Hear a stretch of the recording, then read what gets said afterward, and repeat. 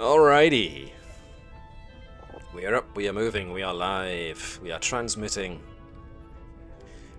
You haven't been able to hear it, folks, but we've already been up for shenanigans for the last 30 or so minutes, so... I don't know what kind of coherent game you're going to get if you get a coherent one at all, but, yeah. I came into the server at, like, 1:30. I don't know why. Keen, I like to think. Keen. Yeah, I was keen. It's like, awesome. It's Matt's Star Trek game, and, you know, no shenanigans ever happen there. Yeah, let's say that, yeah. So, let's say I was keen. As far as anyone else is concerned, it was just the power of Keen alone. Anyway, before I get dragged too much into that tangent, we got everybody, haven't we? 1, 2, 3, 4, 5, 6. Yes, we do. So let's just all check that we can get onto our characters, and our character sheets appear to be working as we expect them to. Oh, somebody's upgraded to a premium potato. Well done, you. Nice. I wish I had a premium potato. Well, I thought I had a premium potato, but even then, 2 weeks ago when we last did this, if you remember, I was having frames per second problems. Turns out that's mostly down to Firefox, which is unfortunate. Oh. So there we are. Switched over to Brave. That seems to be running better now. But, here we are. Can I also, in the 2 weeks we've been away, I want to apologise to everybody in the UK. I'm sorry, I didn't mean to. I know a lot of you got wet and it was very windy, but you know, sometimes I just can't help it. So many questions. There was Storm Dave. Oh, of course it was. Trouble is, I know so many Daves, there are at least 2 of you here. Everyone banded together. Well, yeah, this is the power of the Republic of Dave, folks. When they pool their resources at once, God, shit happens. That's like a 10, 11-year-old reference. Jesus Christ. And there are that many of you, so, you know... This is why we were wary about getting too many of them in the same vicinity at the same time, because damn. Apparently, yeah. one of them sneezed, and then we had Storm Dave, so yeah. Maybe you should feel guilty after all. I had a lot of text messages from my friends going, Dave, can you please stop farting? You sure it wasn't just Dave, please stop? It may have been. Anyway, before this silliness gets any further, let's quickly move on to our intro video, and even though it's woefully out of date, but never mind. Give us a couple of seconds, we'll be back. Excuses, folks.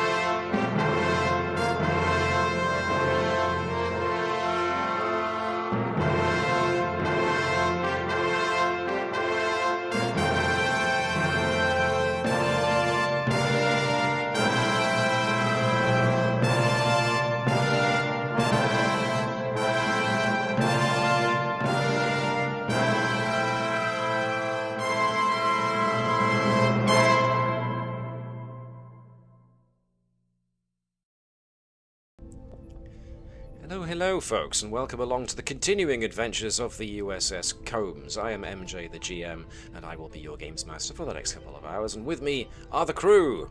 Let me take you right over to them, what we want to see. Here they are. Obviously Tavish has got game paused right across her face, but she'll get over it.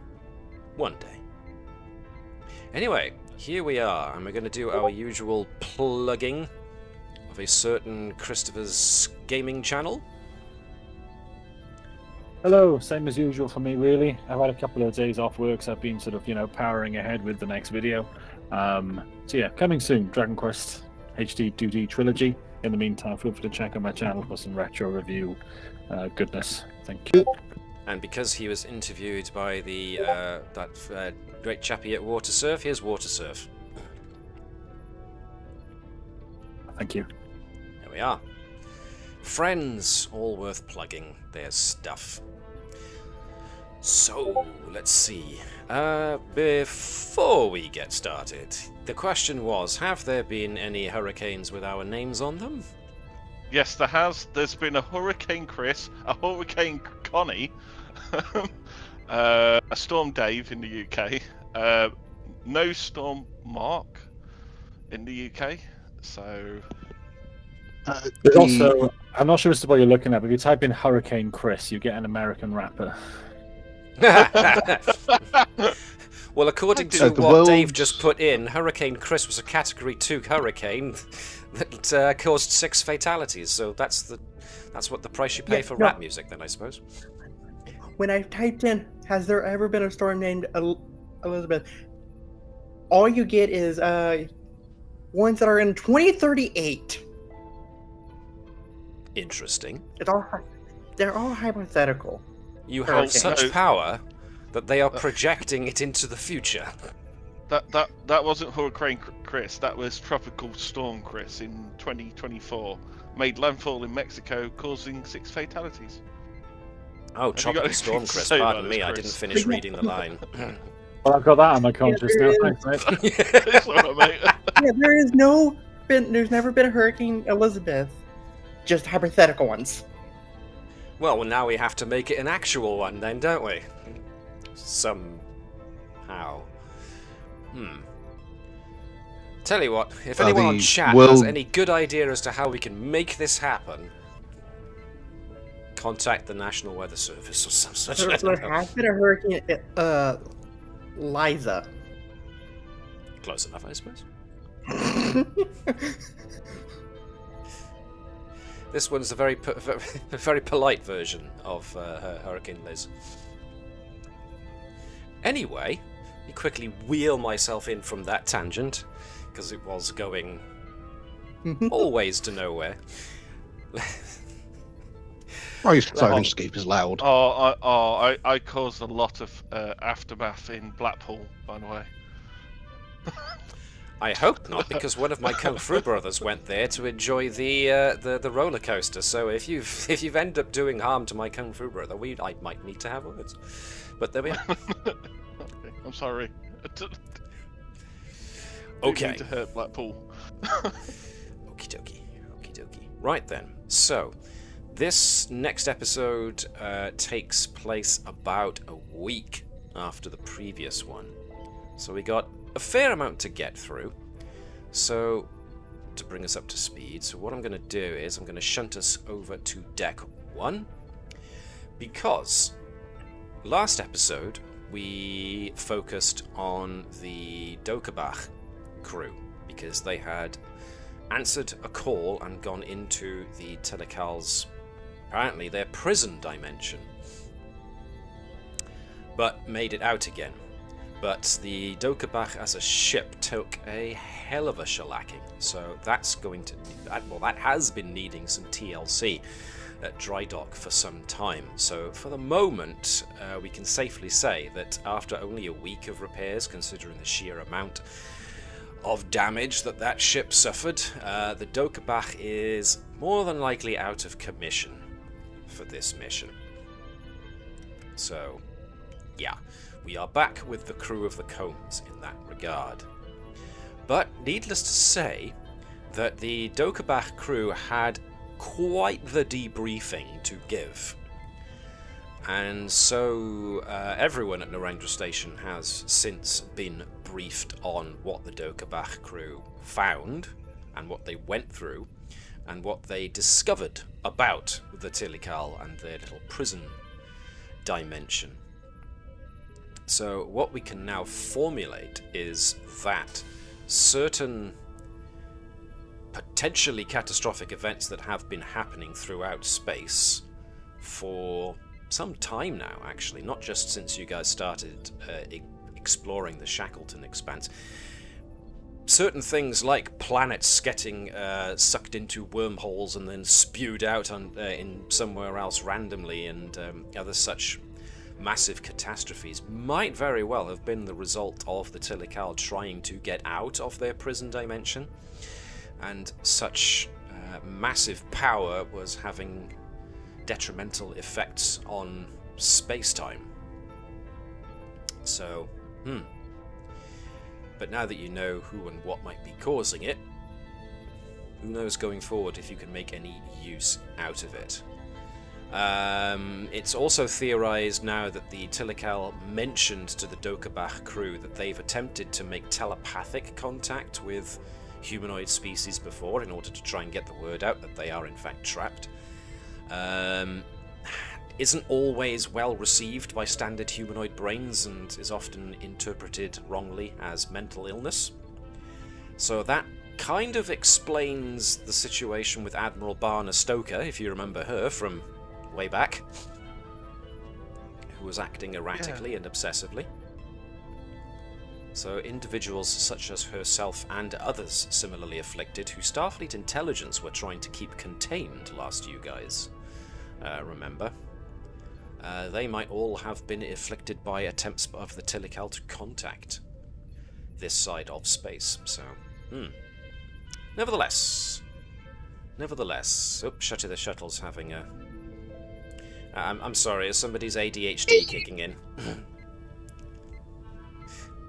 I'm gonna go with yes. Alright then, in that case... normally what we do is this. Yes, quite. Play with the doors. Okay, folks want to get into it faster. Righty-ho then. So, essentially, yes, the Combs crew are the crew for this missione, and we will get to that soon enough. But first, of course, science! Because we have a Aurora Spore Hub drive to keep working on, which we were getting that much closer to solving. But somebody also mentioned that they were doing work investigating the Deneva neural parasites that you had found not long ago, with an eye to A, trying to find some way of making some kind of resistance or inoculation against them or something like that, but also there was a rather sinister idea at using their ability to communicate instantaneously with each other over distance, and you wanted to use that to create a form of telepathic communication between crew members. Oh yeah. So, is that still on the cards? Do you want to start that project now? Yeah, let's do it. Okay. So before we get to the Aurora drive, you are going to have to come up with 3 to 5 different avenues of investigation in regards to this, and I will pick the one I think is right, and then you start experimenting. So, this is open to the whole group, of course. You can suggest things. What avenues of science and investigation do you think would fit for this particular project? Everything off. Isolation and containment. As a means of trying to generate telepathic communication. No, for when it goes wrong, we can set fire to it. Well, that's besides the point. That's the whole reason you have a SEAL scientific wing on deck, I think 9, if I recall. Which is actually there. Let me... Desecration of the Dead, the science project. Thank you, Mark. Yeah, you do actually have a lab now for this, if I can find it. Here we are. Let me bring that in just so you can see. If I can get you to see it. Which one is it? It looks suspiciously like the bridge. Yeah, give me a second. I haven't found the right one. Let's take that away. Here we go.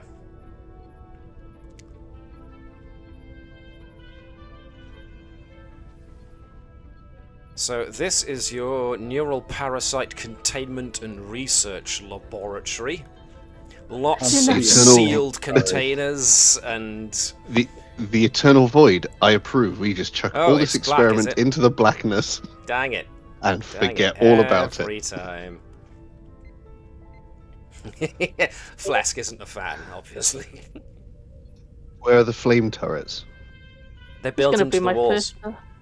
Okay, cool. No, if I remember, because this is so close to one of the outer cargo bays, this whole area is essentially rigged so that it gets shunted out into space in the event of containment breach.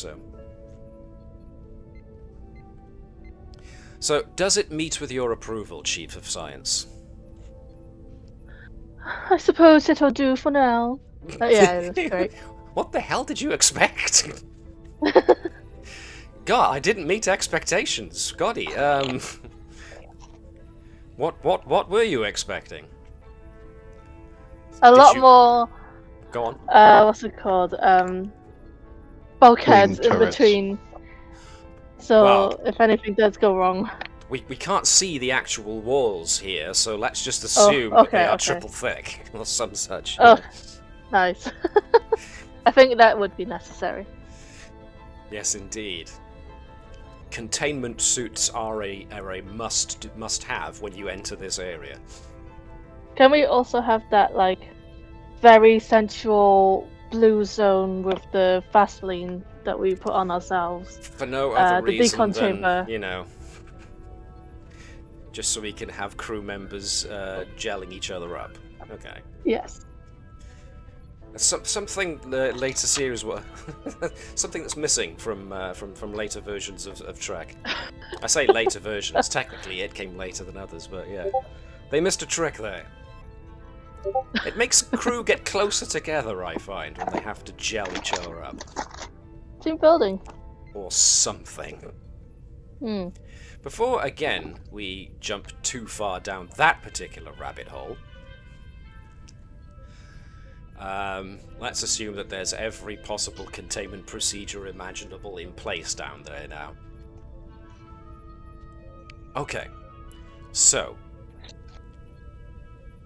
like I said, there need to be between 3 and 5 different avenues of investigation, of scientific investigation, if you want to try and go ahead and replicate this creature's ability to transmit neural data over distance. So, suggest to me some avenues of investigation. I think initially at the least, Nurse virology. Just so, you know, we can study these parasites. Well, parasites... This is like a virus, right? Parasites aren't a virus. They're an invasive life form in a similar way to a virus, but a virus is usually microscopic, where a parasite is usually macroscopic, if you get what I mean. It's usually a bit bigger. So it'd be less virology, more biology, or even xenobiology. So there's 2 for you right there.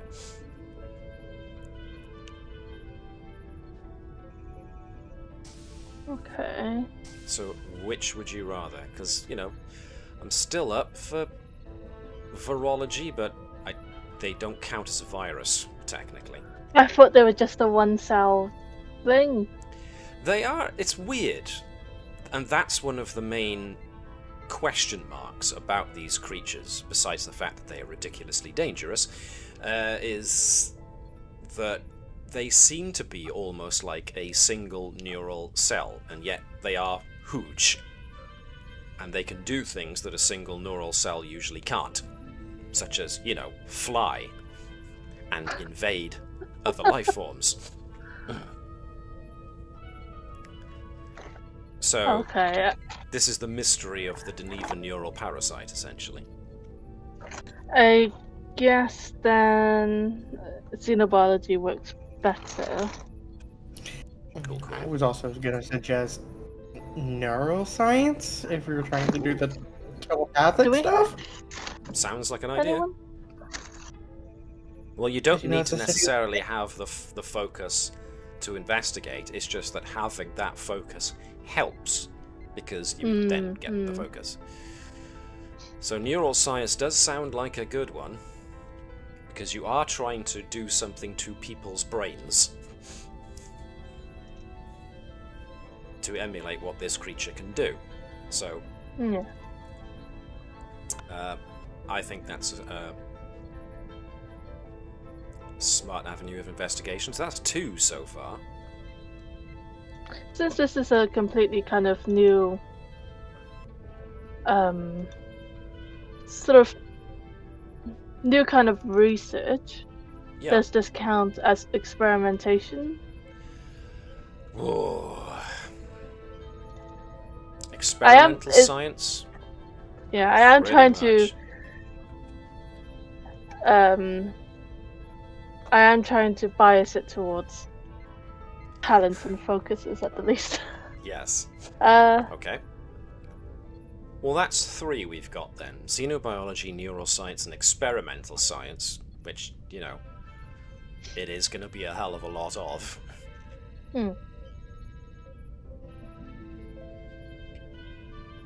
Yeah, I can. Yeah, even though that would ordinarily sound a bit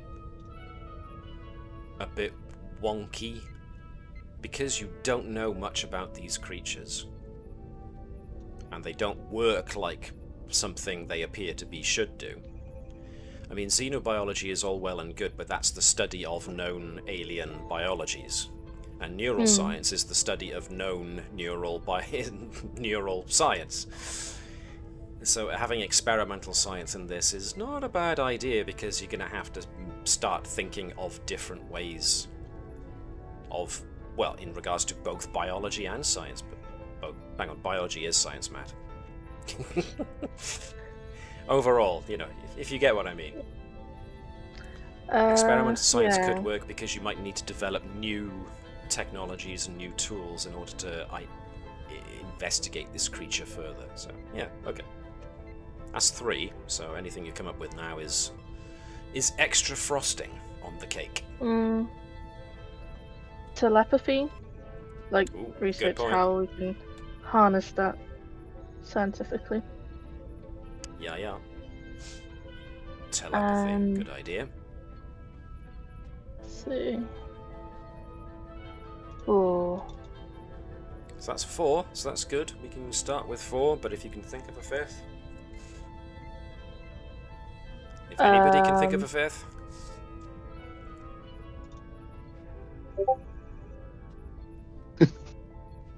Spoodoop. I was going to say, so that doesn't involve fire, but there we go. We all know Mark and Flesk's attitude towards this. I have my first subjects. It involves a lot of distance and maybe fire. No, definitely fire. Do you want to go with those 4 then? Yeah, we'll do that for now. Okay. So, just to confirm, xenobiology, neural science, experimental science, telepathy as avenues of investigation. Cool. Righty-ho. Now, I will leave you to think on which one you want to start with, because we're going to get to Dave and Tavish's Aurora Drive first. Because we were looking at creating the kinetic cavitation compensator, which is essentially because the Aurora Drive is going to create spinning subspace fields, it will create a lot of kinetic energy that builds up inside of the hull of the ship, so you need to bleed that excess energy off somewhere, which is what this device is all about. You were looking at phase shifting because you were interested in the opportunity to convert that kinetic energy into a different type of energy. Yes. So you were close to completion on that, so yeah, essentially. Oh, remember Go if I to used any focus on this? I think it was experimental technology. Sure. Phase shifting. Who was Do you have helping anybody me you out? want to help? I can't remember who was helping me out last time. Well, neither of your usual two have got phase shifting. The closest to phase shifting was all to do with quantum mechanics, so that would suggest Ensign Eversion. I don't really want to take away any of the science people away from Connie. That's a good point, because Gurkow's team has got an extra one added, again, because she's back. Lieutenant Turin. But she is all about the astrophysics and the archaeology, so she will be of much help to you. And she's been spending the week reacclimating to being in the material universe once again, so... Yeah. Ensign Aversion. Would you mind me borrowing Ensign Aversion? Not at all. Thank you. Okay. So, Connie, you can be your man, Ensign Aversion. 1 dice, Reason and Science. Tavish, you're going to be doing Experimental Tech with Reason and Science for you too. Let's see how you do. Awesome.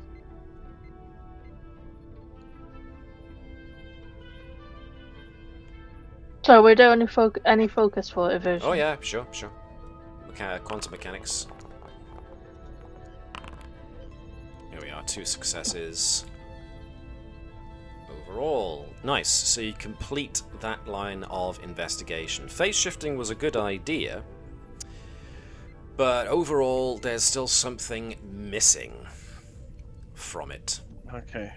So, doesn't quite fit all the specifications. It's a good idea to try and convert one thing to another, but that involves a hell of a lot more tech, if you get my meaning. Yes. So that means creating even more technology to not only bleed off this excess kinetic energy, but then something to also shift it into being another type of energy. So that's certainly there, but you're lacking a certain something, whatever that may be. So you have remaining to you the avenues of ship design, materials design, power systems, and physics.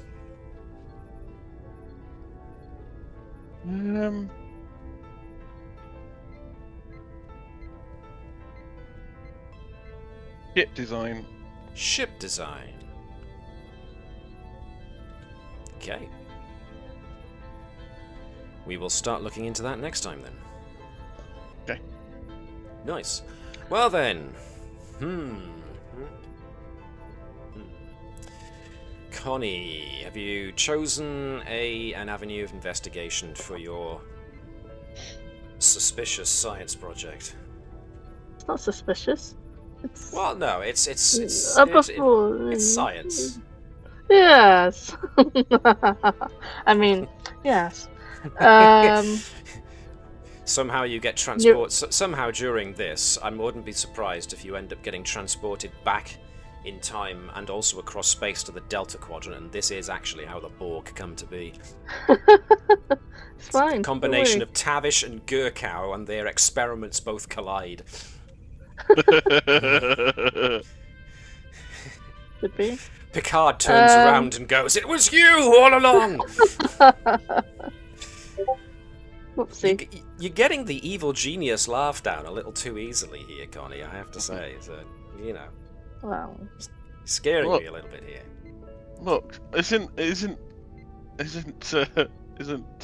Federation all about new life forms? It's a shame we wasn't there to help the Borg in the early years, but I'm pretty sure that the pancake virus isn't warp capable, so that would be breaking the the Prime Directive, because we're interfering with it. Nah. Nah. A science project is as much as you can get with interfering. As you can get. It's fine. This is coming from the guy with his finger paused over the fire button. Incinerated all button. Hey, Connie. And the guy that also never leaves a what was he always in? Oh yeah, EVA suit. the environmental suit. Exactly. Not even my cells can violate the Prime Directive. They stay within my little eco suit. Connie, if you want to make these, are they microscopic? No. No, they're pancakes. Oh, the pancakes. So if you want to make them microscopic, we can try and do that. And we can put some technology on them. Make them into little nanobots. Why? Why not? No, it's fine. At the moment, that's too far. I just want to simulate them. At the For the moment, moment. it's too far. Later on, though, it's up for review. Yeah. I'll get started on the technology, don't worry. And when you ask, it'll be right there for you. What could I think I have an possibly ally go now. wrong? Well, I think I know how but the yeah. series is going to end, folks. I'd like to point out that Tavish has already got something in her head. So, she's not Yes, really it's called an bothered by- AI device, and its name is Nylon. Yeah. Yes. So having something else inside her head, there may not be enough room, but you can try. Boże moi. Right then, let's get to where we were going to try first. Neuroscience. I think it makes sense. The brain cells and. Neural science. Okie dokie. So who is going to work on this with Gurkow? I mean, it sounds Someone like from a medical team. Yeah, it does sound like definitely a medical team thing. Who's actually got a brain there? Dr. Sott, I don't know how I'd take that if I were you. Why not the counsellor? What about the counsellor? Has the counsellor got? Sure, she's got foci and stuff, and she's got a medical. No.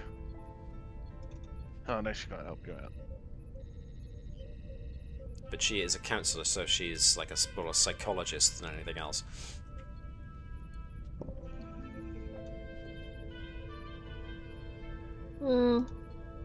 I think I'll just have to ask the medical team. Maybe Dr. Salt, just medical assistance. I mean, you already know that nobody has got neuroscience as a focus, so it's going to come down to who do you think has got the best. No one has at the moment. I'm sure Gurkow / Connie has a bunch of whatever media milestones are called now stacked up. She could tweak one of her characters, help develop them on this new path. Gurkow does have xenobiology and botany, it's just that she doesn't currently have neuroscience, so... It's whether or not Gurkow would want to give up any of her current foci in place of neuroscience. So. See. Or maybe I'll just have one of my lackeys assist me. With the assistant. Hold on a second. I've just noticed something. I'm looking in Gurkow's character notes. You had one character arc you never spent. Oh. You could add your own focus. Because that was for the ship. Yeah, it was for the ship, was it? Ah. Yeah. Which we haven't decided yet, I think. Right, so you were saving. We need another one. To add. Yeah, we need another one before we can. If you need a new ship, right? Okay, yep, alright. Backing off. Hands off. We need more. More. Well, you know what that means, don't you? You do know what that means, right? Anybody here not know what I'm talking about? We need more determination spends. Yes and no. In order to create a callback, which gives you either a milestone or an arc, you need to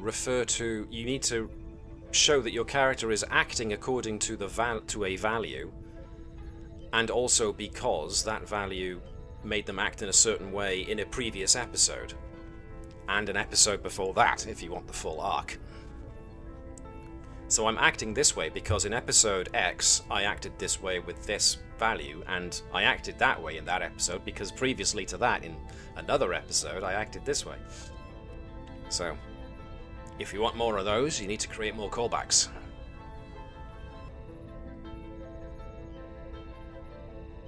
So, something to bear in mind. Nevertheless, we are going with assistance from somebody, anybody. I can help. mean, He definitely can. I do remember you saying, Chris, that Dr. Sott was interested in the study of these creatures purely from a preventative medicine type of standpoint. Iris preventative. Yep. quite. Go on, Chris. Yeah, potentially. So, you know, if Sott is willing to add his medical expertise to this, then yes, it becomes reason and medicine. Yeah, no worries. I'm assisting, right? So reason, medicine. No focus.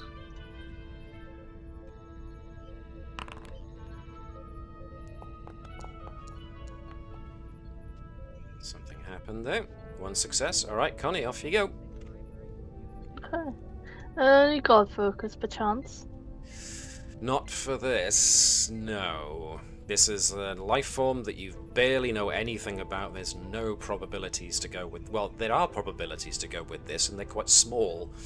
So, Can I use daring instead of reason? oof. I mean, I'm going against You're trying so-called things better no judgment. one's tried before.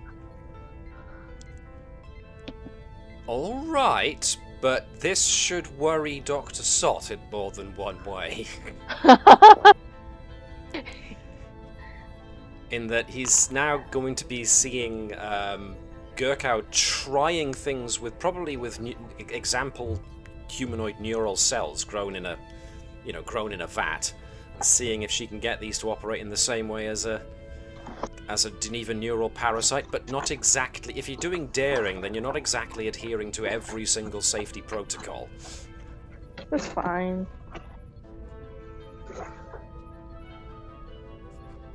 How can it be a reason check when the concept of this is the very absence of reason? Well, said Dr. Victor Frankenstein.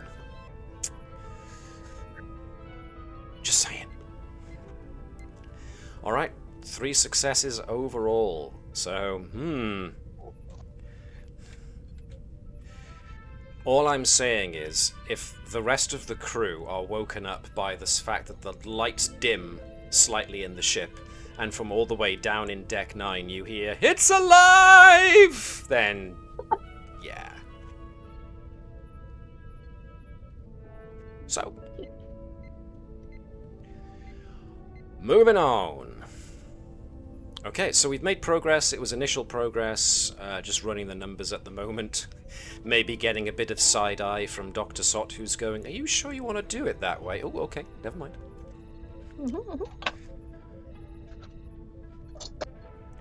Just, you know, maybe inform security, if not the captain.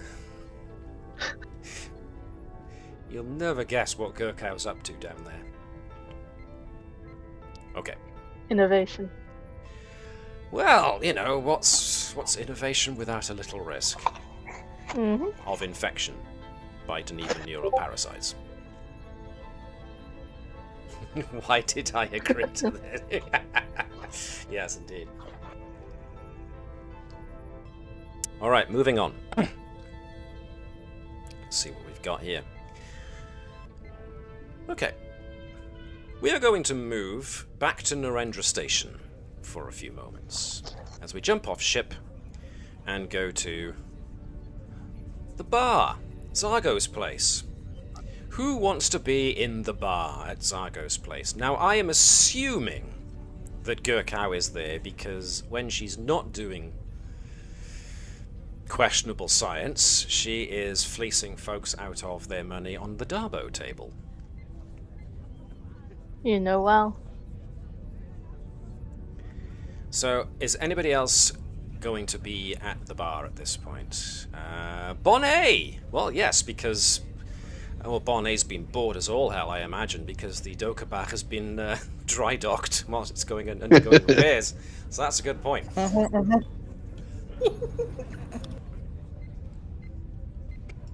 mean, if you want to bring your Klingon characters in just to have them at the bar, then that's fine. You know, you can do that.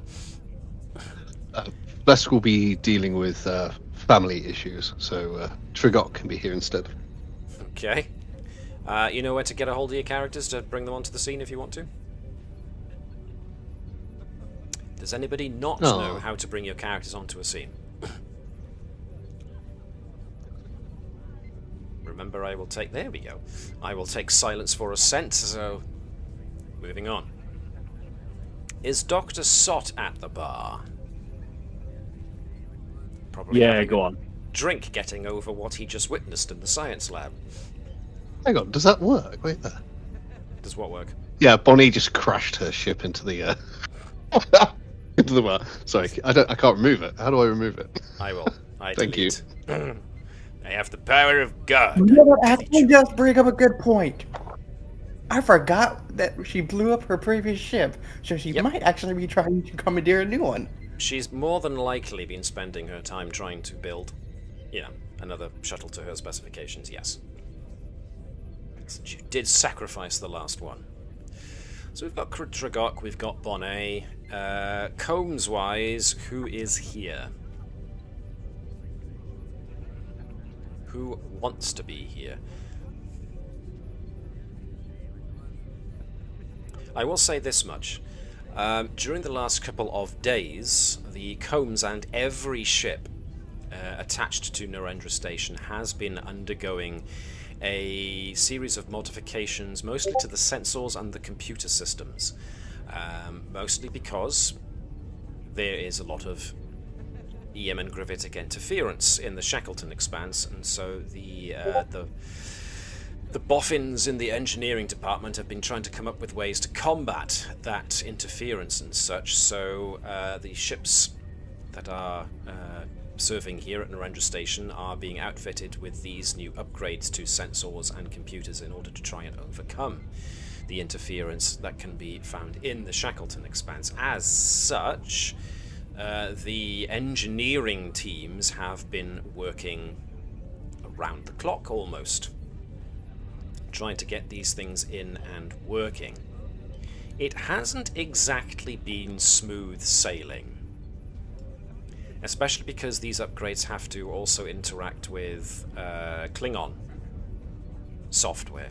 So it needed to be made in such a way that it's compatible with both Starfleet and Klingon software, which, as you can imagine, is something of a nightmare. So a good many engineering crew who are here, both Klingon and Starfleet, are mostly drowning out, trying to drown their stress, because they've been dealing with this for the past 4 days. So, once again, is there anyone of the Combs crew that we think would be spending time here just to have a bit of relax outside Tavish. of... Yes. Tavish will be there, but she's not drinking. She's literally just sat at a table by herself, going over reports and specifications. So I'm gonna Or she's sitting on a or she's sitting on a table with other people in it and completely ignoring them. Sitting I don't know which one's. on a funnier. table. So people are trying to talk around her as she's just basically sat by there, let's just say. Yeah, let's say that. Yeah. Okay. Looking over reports and stuff, trying to get the schedules as your teams are having to work, 2 on, 1 off, to try and get these upgrades installed and finished. Okay. The captain and first officer, where are they going to be at? Flask, we've already said, is dealing with family problems, so what about Hopkins? What's she doing? If indeed we have a Liz. Sorry, what? Is the captain at the bar? Or not? Oh, no. Nope. Okay. So the If final anything, one... she's Go probably on. in the training grounds or her cabin. Cool. The last one I have to ask about then is Dr. Sott. Is Dr. Sott at the bar or is he elsewhere? Do we think? No, he's at the bar. He's at the bar.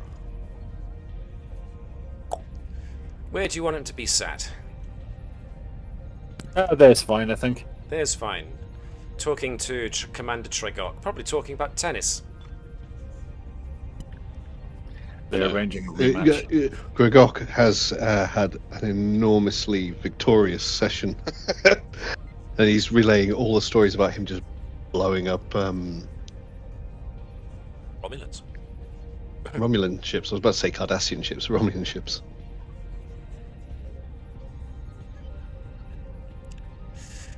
Yes, well, I suppose in that regard, the Combs held its own against 2 Cardassian ships, but the Dokabach managed to hold its own against 3 Romulan warbirds. So yeah, he really does win.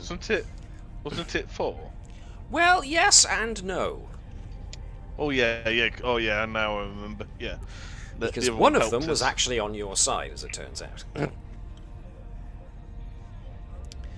So, let me see then. Into Zargo's place, enters Master Chief Petty Officer Tieni, who is essentially the dock mistress of the entirety of Narendra Station. And, of course, she's been the one who has had to oversee, on a larger scale, this entire shebang with installing these new upgrades. So she heads straight for the bar. At which point she just sits down and just falls forwards, her forehead smacking loudly against the bar as she just holds a hand out expectantly to barkeep. And Zargo immediately passes her something strong. At which point, Master Chief Tieni just just gives a thumbs up, whilst her face is still very much still on the bar.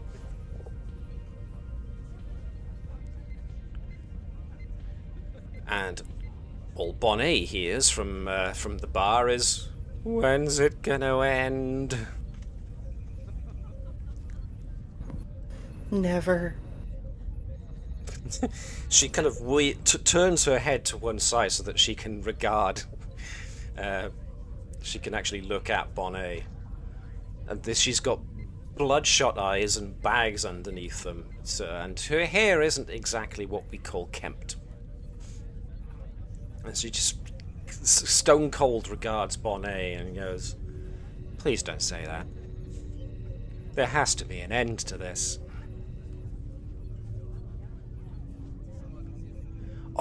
Oh, maybe I can do what you did and just crash them all and start over. That'd be awesome. I can do it for you. For just a moment, she seems to be actually considering what you said. It would make it end. Yes, give Bonnie access to fly every single starship in Narendra Station. What could go wrong? But then, yeah, that thought seems to cross her mind, and she goes, Nah, that's just too crazy." She just sits back in her chair and takes one long swig of her drink. Oh, God, why did I agree to this? Because you chose engineering. Because I chose engineering. Thank you, Counselor. I mean, I love ships, I do, and when I had the opportunity to work on not just Starfleet ships, but Starfleet ships that were top of the line, I mean, an Akira class and an Intrepid class, I was like, oh, just give them to me now. And then when it was going to be Klingon ships too, I was like, ooh, this'll be interesting. Is there a way I could convince you to slingshot around a star, go back in time, and slap past me in the face for being an idiot? If it means I can go fast, yes. Excellent. She holds up her glass for you to do cheers with.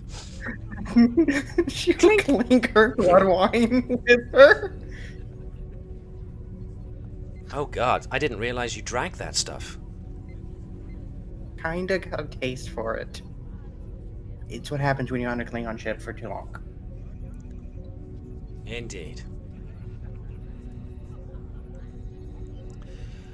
So, let me see. Tavish has got a pile of reports in front of her, trying to negotiate her way through each one, and it's pretty much what Master Chief Petty Officer Tierney has been dealing with, which is essentially trying to upgrade your systems. And it hasn't been going well. Oh. There's frequent glitches in the main computer.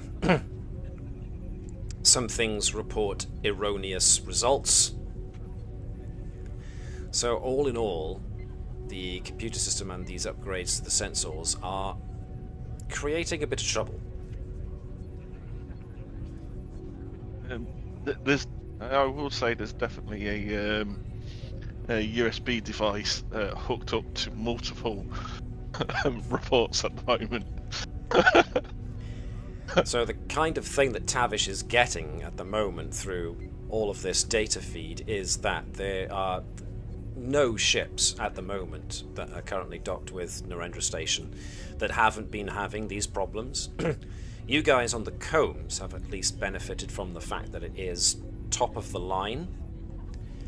But in that regard, it's also been suffering as a result because it's so new that trying to interface this code with, compared to Klingon ships that have been around for a while, because even the Vorcha class attack cruiser is not a recent design. That's been around for at least 10-15 years now, maybe more. I'd have to look into that. But you know, she'll be like, she'll have like 2 reports in her hand, and she'll just put one down and she'll just go, look, if we move this part of the code to this, yes, how did does that work? So you're essentially running a lot of simulations. Yeah, she's running a lot of simulations through night level. And yes, unfortunately, the Combs' newness is working against it here. Yeah. Especially because its computer interface uses that biogel stuff. Mm-hmm. So data transmission through the Combs is pretty quick and pretty... Whoa, what's the word I'm looking for here? Because it's not unique anymore, but it is still very much a style that even the newer ships like the Akira class haven't opted to use that much of. Because bioneural gel packs introduce their own unique problems to the point where you're not sure if you need an engineer or a doctor. So data transmission across decks is starting to show glitches due to this new code. So, can I make a roll on this at all? in regards to what? What's the result you're looking to try and achieve? To try and sort out the code, or at least try and understand it from how it would integrate with the Combs at a better rate than it is now with fewer glitches. Not to completely solve the problem. Since you've got computers as a focus, and you do have the Cochrane Medal of Excellence for computers, sure, reason and engineering that. Plus it'll add some momentum to the Yeah, that's To the it's pool random. before we get involved in anything too heavy. Reason and engineering. What does my... I can't remember what my Cochrane Medal of Excellence does. Well, have a look-see.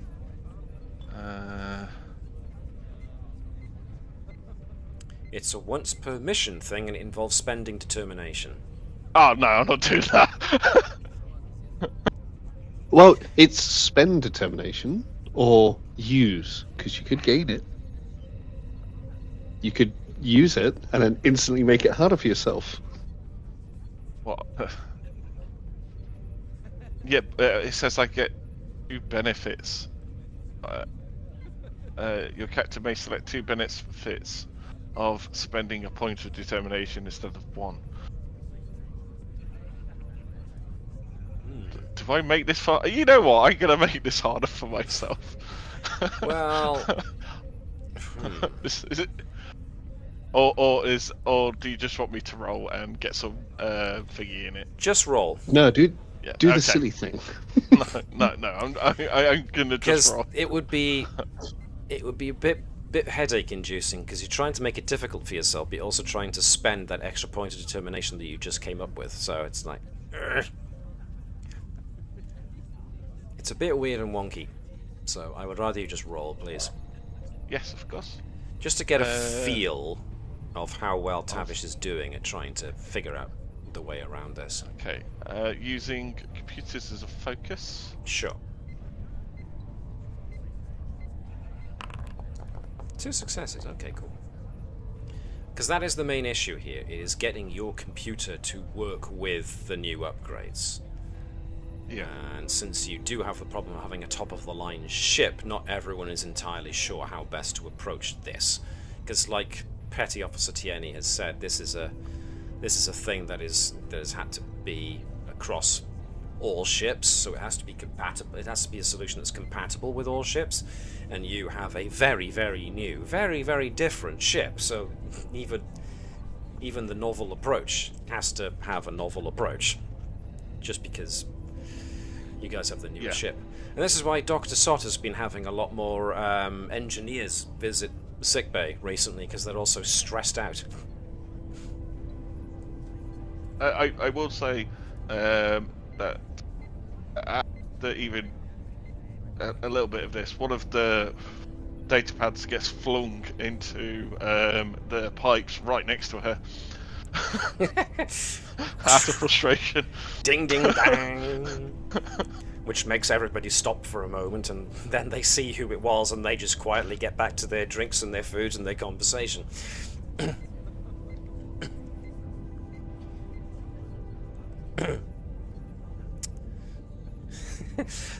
The officer next to Tavish, who is from the Combs as well, just leans in and goes, "Not going well, I take it, Commander." No. It's a bit of a doozy. A doozy? Yeah. I'm unfamiliar with this term. It's really hard. It's a human expression. I see. It is not a scientific measurement. No, it's not a scientific measurement. Though, I mean, if you really wanted me to, I could try and make doozy into a scientific measurement. What's the difference between one doozy and two doozy? Yeah, give me like 12 months.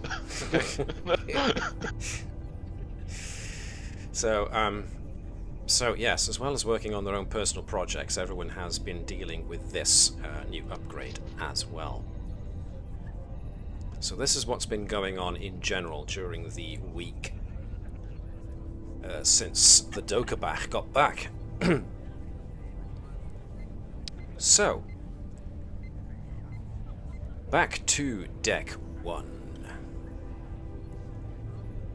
As we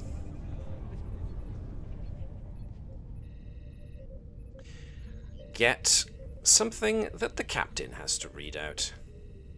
I would say sorry, Liz, but it would be an absolute lie. Let me just have a look to make sure I don't have anything. So, time for a captain's log.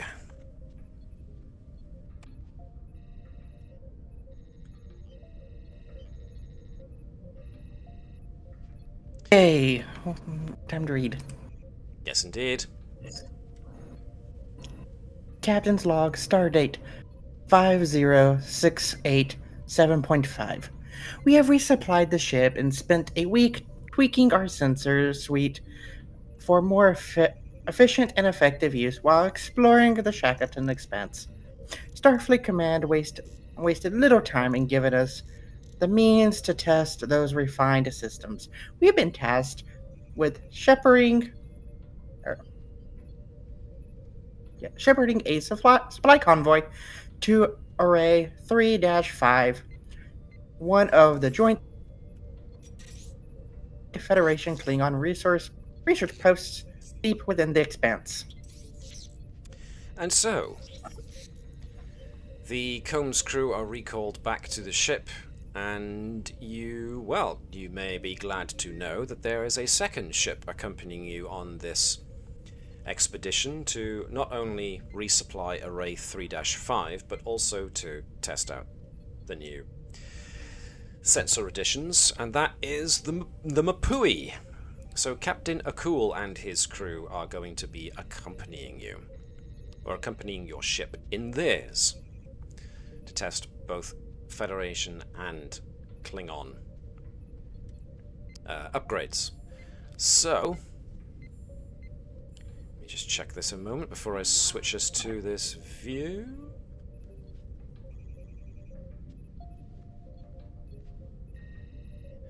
So, essentially, we have the Combs, and we have the MupwI, and you have about 4 standard freighters that you're going to be escorting through the trials and travails of the Shackleton Expanse in order to get them to Array 3-5. So, the first question I have is, would the Combs like to take the lead, or would the Combs like to hang out in the back, just in case something happens at front? They can be the first to respond, essentially. So, how do you want to do this, do you think? Mine seems to say up front, but I will defer to our captain. Do we think we'd be better served with the Combs up the front, or the Combs at the back? Oh, we're tanky. We better be up front. Sure. I mean, the MupwI isn't too bad either, but yes, you are tanky. We've seen what happens to Klingon ships when the Dokabak came back. Well, quite. So that's one vote for up front. Well, then again, that is because they cloaked. I think the MupwI's done enough to stay cloaked, like we were. Yes, quite. There are upsides and downsides to the whole cloak business. But, yeah, one vote for front. Be right back, says who, sorry? That was me, sorry. It's difficult to tell when it's the Combs talking to me. No probs. So, one vote for front. Liz, as the captain, do you think the Combs should take the lead, or should be at the back to watch for whatever? No, we'll take the lead, because it's most likely going to be the more dangerous route. Okies spokies. You do have the more advanced ship in that regard. Connie and Dave, do you agree with this decision? Up front is best for the Combs? Yes. Okay. That's the majority, so we'll go with the majority. Alright then. So, this isn't going to be the most interesting of trips, but because we do this in an episodic sense, we tend to gloss over the mundane activity of a Starfleet, or indeed a Klingon crew, which is to say that during Fleska's first watch, during the course of their regular duties. They're either just making sure the ship is ready to launch, or they're actually on a courier supply run most of the time, or on just a standard patrol. So this isn't something that is new to you, but it is, as has been pointed out, usually the less exciting option of the duties of an officer on board a starship, but a necessary one, especially if we are testing out new navigational methods and ways to get over sensor interference and stuff like that. So this does mean that as you start getting closer into the Expanse and its various little trials and travails, that you're going to encounter pockets of gravitic or electromagnetic eddies that do make it challenging for those at the helm.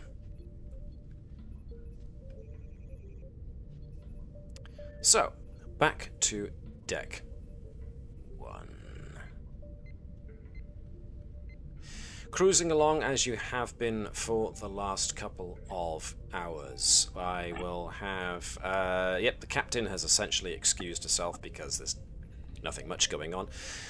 With the Combs at the lead, you guys are the ones responsible for plotting the course, the safe course, past all these electromagnetic eddies and gravitic disturbances through space.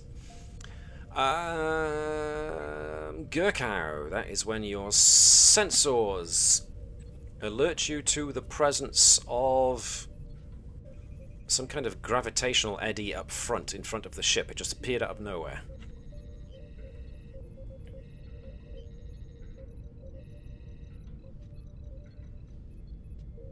Oh, and look, Tiny the Tiger's occupying the captain's seat.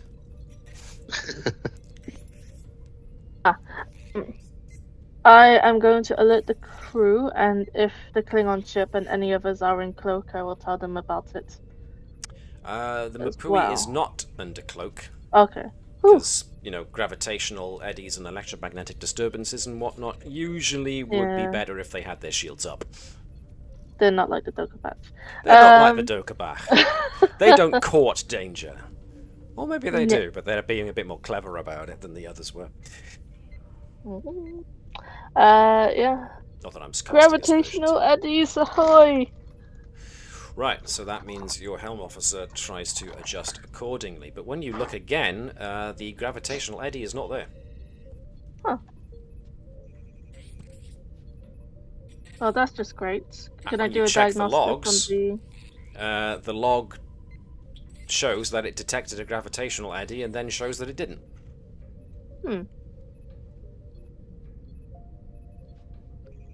Nothing to see here, then. Commander Tavish, can you have a look at this? Down in engineering, Commander Tavish is just monitoring the warp core and is just idly going through the motions because Nihilil is mostly doing all of that kind of work. Targ noises coming from the captain's chair. So Nihilil is doing her usual job and allowing Tavish to just monitor the basic stuff while she's there trying to think of, well, if I move this here and this there, then the processing speed might be a little better for coping with these new changes on the navigational sensor array. So, and then all of a sudden something catches Tavish's conscious eye, in which point there's a momentary blip on one of the internal sensors suggesting that one of the EPS conduits in main engineering is overheating. Oh god. In trying to pinpoint which one, the alert notice disappears. Oh. And that's when you get the notice from the bridge, from Lieutenant Commander Gurkow, telling you that, well, apparently there's something on the bridge you need to look at too. Yeah. What do you want me to have a look at? Come on, Computer says Lieutenant no. Commander? Computer says no. I like that. What's the computer saying no to? It said yes then no in terms of gravitational eddies, and then the logs. Okay.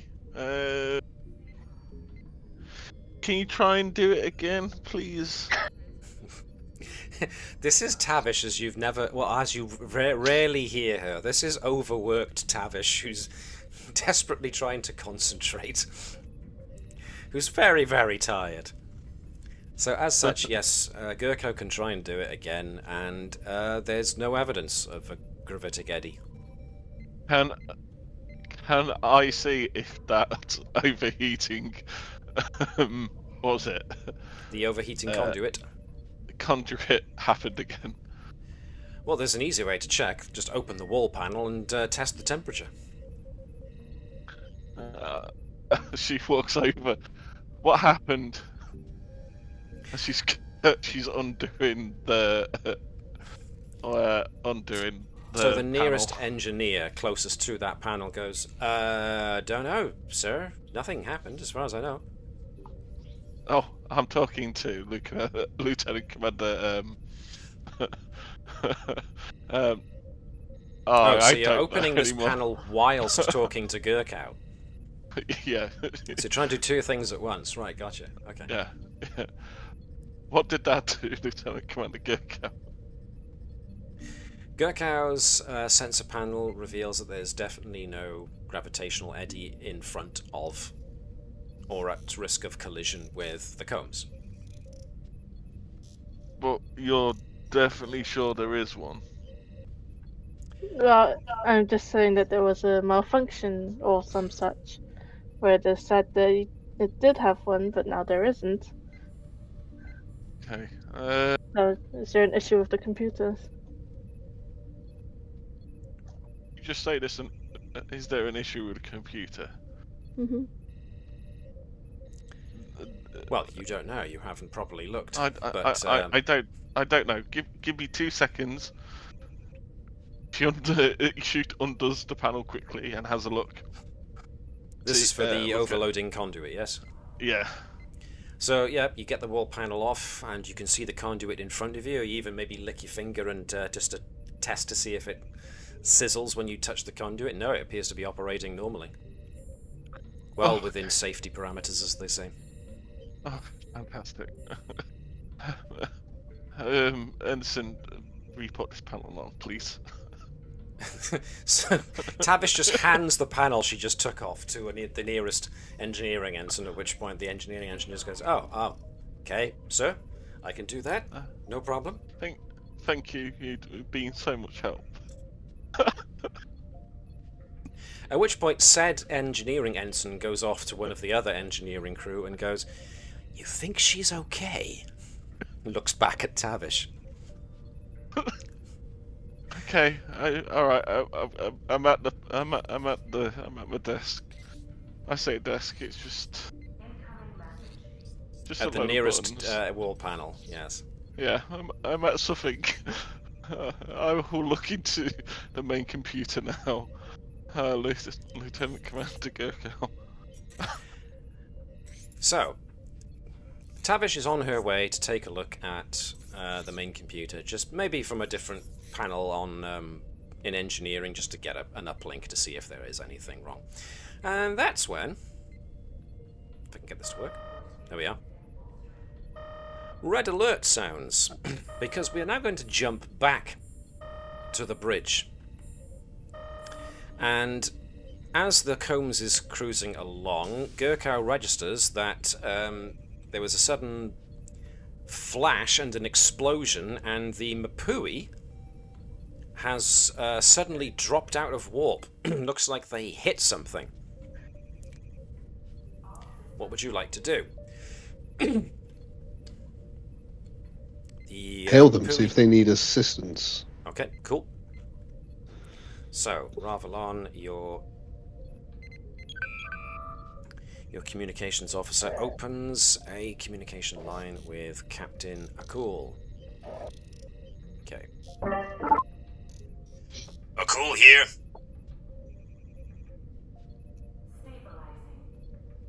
You okay? Yes, we appear to have hit some kind of electro-magnetic burst. It unfortunately overloaded one of our plasma conduits and made our warp core shut down momentarily. We're trying to get it under control. but you are leaving us behind. A request or just an observation? An observation, Commander. Okay.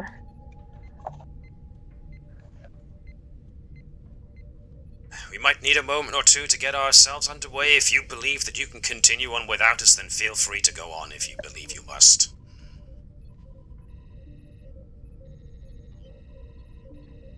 Captain? Sounds like he wants us to stay. Captain. He's too shy to ask us to help. Yeah. Well, it's not too shy. Hopkins knowing Klingons, it's a case of... It's pride, professional pride. You know, Klingons don't ask for help. That would show that, you know, that would suggest that they're incompetent and they're not up to the task of fixing it. If you were to offer to help, however, that would be okay. Let's offer to help them. Yeah. If the captains relayed that to us oblivious humans. So how about it, Liz? Yeah, they'll offer to help, and then she'll request. She would contact Tavish and was like, "Hey, do you have a engineer you could possibly spare?" Good question. Send Tavish. So, the whole convoy essentially comes to a halt as the Combs and the freighters, the cargo freighters, drop out of warp. The MupwI has been left a little distance back, but they do have their impulse engines, and they're trying to make the distance. So for the moment, you and your convoy are just holding position. So yes, does Tavish have a member of her engineering crew or members of the engineering crew to send over to the MupwI? Super engineer Flesk could also go over. Sure. You want me to go over to the MupwI and sort out their engineering faults, Captain? Well, you are someone competent. I can go, Captain. What do you mean, somewhat? Oh, okay, I'm going. You're gonna Wait. allow 2 officers to go over now. What do you say, Okay. Tavish? The rest of your engineering crew's not competent enough. No. My engineering crew is overworked. Yeah. Flesk is already on his way. Blood wine, blood wine. I will be back. I will No. sort it out very quick. Me and Flesk can sort anything out very quickly. We will be Please back. do, so we can get this so we can get this stupid convoy over with, so we can go back to relaxing at Oh, yeah. Narendra Station. Yeah, that'd be great. Relaxing at Narendra Station. Yeah. Wouldn't that be nice? Graded.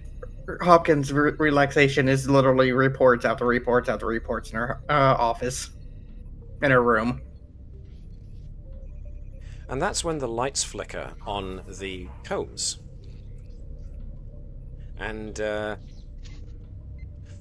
they all dim significantly for just a moment there. So, where is it? Gurkha, this doesn't have anything to do with your project, does it? Not at all, Captain. Not at all. I've been on the bridge this whole time. Hey. You can't prove a thing. Hey, Flesk. Can you stay here and just sort out the engineering stuff? I will Yep. literally get that warp engine back up and running, and we'll come back. You are the only competent engineer, well, relative to me. You know, I'm not saying my engineering team are rubbish, because they're absolutely fantastic. They've done a fantastic job. Okay, Got it. Bring me back some blood wine. yeah, I will do that for you. Okay. I like the idea of Flask is already on the ship. It's like, okay, I'll beam back then. Now, this does bring up something very, very important. Your ship has now just had a momentary, what they used to call a brownout, where the power levels dropped momentarily and then seemed to stabilize. But for the moment, the Combs is without its reserve power. So reserve power is not there, is gone. As something happened, and a number of systems flicker. So people at their consoles suddenly, hold their hands back as bits of the interface start flickering on and off before they seemingly stabilize again. Does the MupwI really need us? No, he really needs you. Well put. Okay, The MupwI at least needs you or Flask. Okay, alright. Though if Flask goes, he's gonna get drunk for the most part. Look, I can't remember who our is it Ravalon? Who's our transport? Ravalon is your transporter? communications officer. Zonvagor Right is on. your Yeah, Zonvagor is Zonvagor. your Hearing- operations officer and part-time transport officer. Yes. Sanvagor, can you get me over there safely, please? Okay, so Zonvagor checks his instrumentation, at which point... Ooh, everybody moved. Whoever did Sorry, that, that was Control me. Z. Control Z it. I was going to Whoops. say we're 10 meters up in the air now. I don't know what button I pressed. It went all Oh kinds of god! crazy. Oh god! We've lost gravity. Well, it seems so.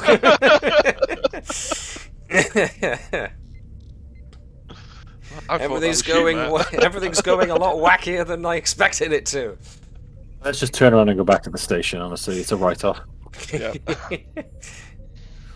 You know what? Array X 5-4 doesn't need supplies. They can get on with what they need, what they got. Quite frankly, they're being spoiled.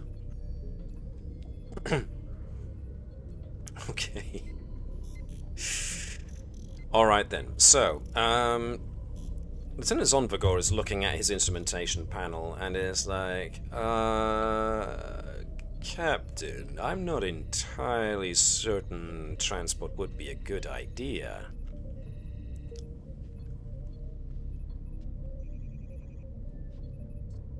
Sensors are picking up an awful lot of EM surges going on out there.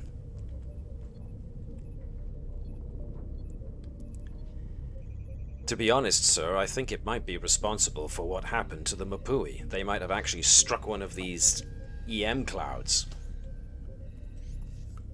Looks like Tavish gets to fly again. Oh, fantastic. Okay, I gotta go to shutty the shuttle. I'll be back in a few hours. So, She just I like to point out when she walks, yeah, there isn't like her usual normal walk of confidence. It's just her dragging her feet, her shoulders down, her head down as she's walking off. So,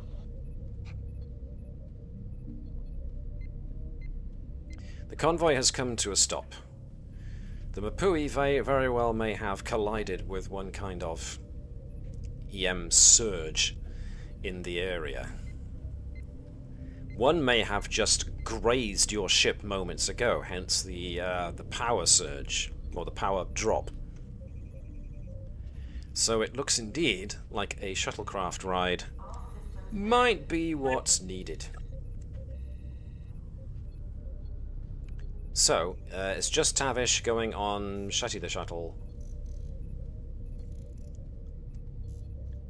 to get across to the MupwI. Okay, so let's just pack you two by there. So yes, it is going to be a shuttle ride in that case, but it's going to be Gonna be an interesting one, because you don't know where more such EM disturbances might be. So, put us back on deck 1 for a moment.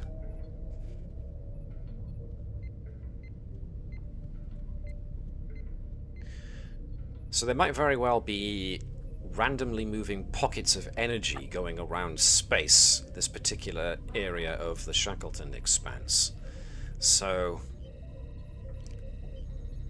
you have a number of things going on at the moment that potentially need seeing to. One, of course, is Tavish is trying to fly a shuttle out in order to get to the MupwI to help them with their repairs, which could be an adventure in and of itself. You've got your own ship's reserve power has gone out. And so if you needed reserve power for anything at any future point, then it's not going to be available until you sort that problem. Oh yeah, and Zippy just jumped into the councillor's lap. Isn't that sweet?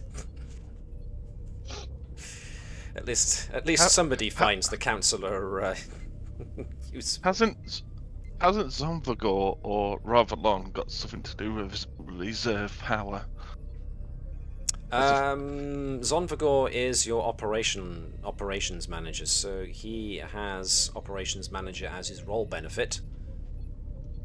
But that's not to do with power. He does have more power, yes, he can reroute power.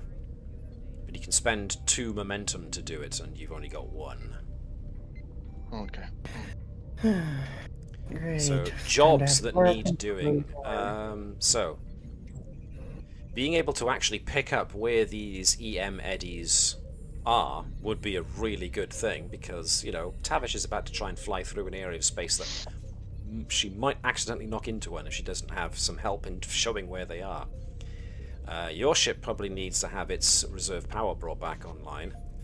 The MupwI, of course, needs its own assistance.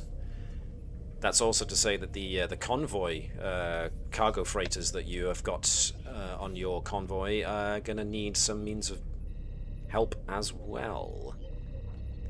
Pretty much anything else you can think up of too that would need seeing to. So, what would you like to engage in first? I think we should sort ourselves out first. Well, Tavish is on the MupwI already, right? So Not yet, no. Not yet. No. Tavish, you get to the MupwI. Leave this to me. You didn't want me to go.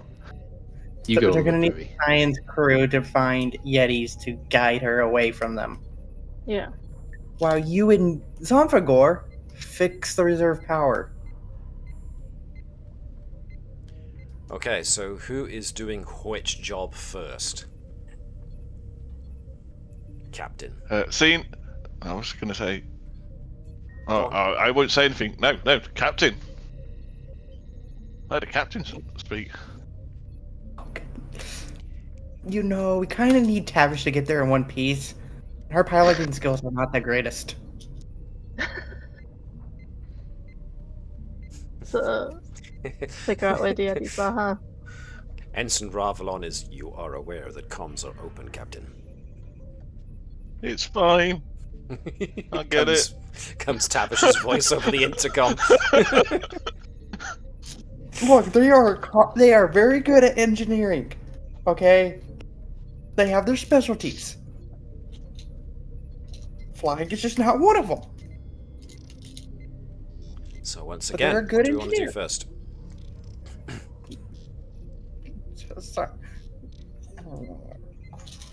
Crap. Let's have the science team plot a course, with I guess, or find Yetis to dodge. Okay, finding eddies to not collide with. Fine, fair and good. Sounds like a combination of helm and/or sensors to me. So the science team and the helm team. I would like to invoke Lieutenant Dufresne. Okay.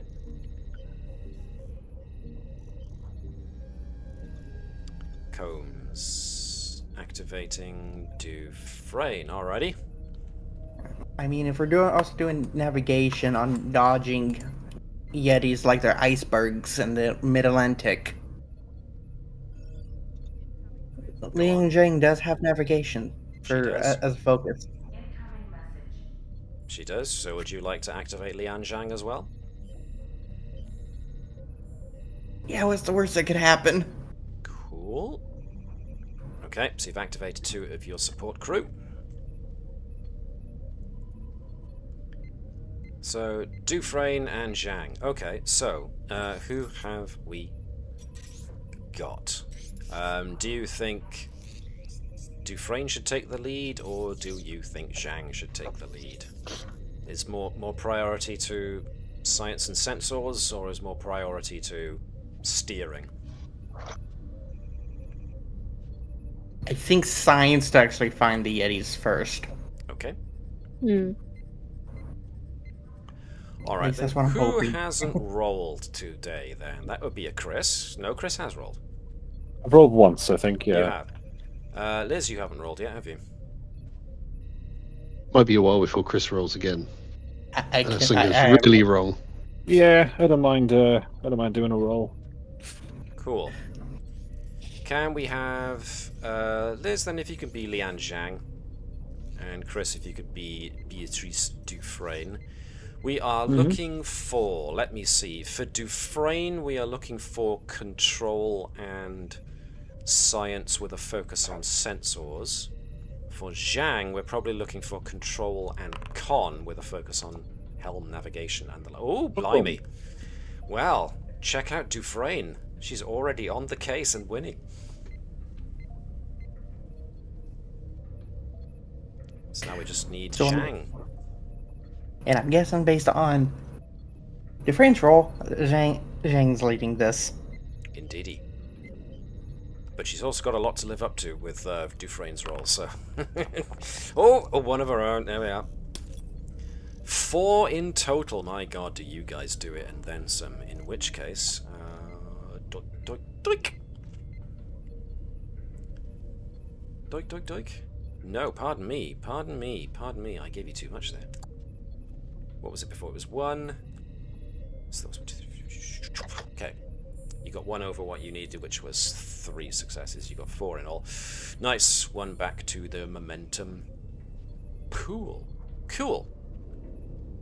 So, working together, Dufresne and Zhang managed to use the navigational deflector to try and sort out the static, the noise from the actual things that need paying attention to. So now you think you've got a better idea via the sensors of where these electromagnetic eddies are, and you can see some are bigger than others, and some are floating about. Some are moving so slowly that they're more like, as was as the example was used, an iceberg. They're just sat there, moving if at all. Others are roaming about space, making general nuisances of themselves. So here we are. Not bad at all. Not bad at all. That does mean that this area of space does get a trait, which I will bring into effect. Electromagnetic eddies. These are a grade 2 complication. So your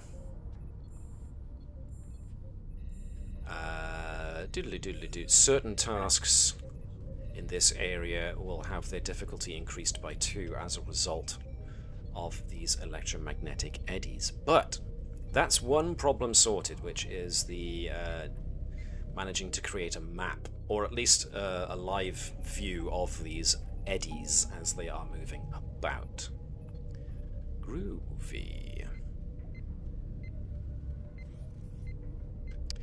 If Flask wants something in this regard to do as well as getting power, or somebody else, there's every possibility that the shields could do with reharmonizing or modulating to stop the EM eddies interacting navigatively with the shield harmonics. Well, luckily I've got a specialization in power and force field technology, so Flask can do both. Cool. So let's get to it. Cool. Let's do the shields first. So, Cool. This should be a difficulty 2 task. The ship can aid with structure and engineering. So I will say, who hasn't rolled? Dave, Yep. be the ship. Be the cones for us. That is reason and engineering, did you say? Reason and engineering for Flesk. Structure and engineering for the cones. structure. Using and- focus. I'm not going to buy any more dice, so let's go. Nothing! All on you, ship. Nope, ship fails as well. Ah. Okay. Flesk just goes, right, let's just get the power on. Sure. So modulating the shields really does nothing against the violence of some of these electromagnetic eddies. So essentially your best bet now is to avoid them at all costs. Which, Don't drive into them. yeah, it Everyone. really does put Tavish on the spot now with her piloting skills. Okay, I won't. So, let's go there next, shall we? So, here's Tavish, and there's Shutty the shuttle, and you've now got the threat of these eddies just blasting out of nowhere and creating problems. So,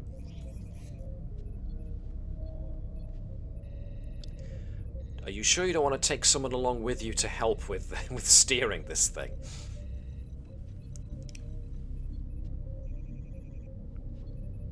She's got this. She knows how to Nah. pilot. She'll show that bonnet how it's done.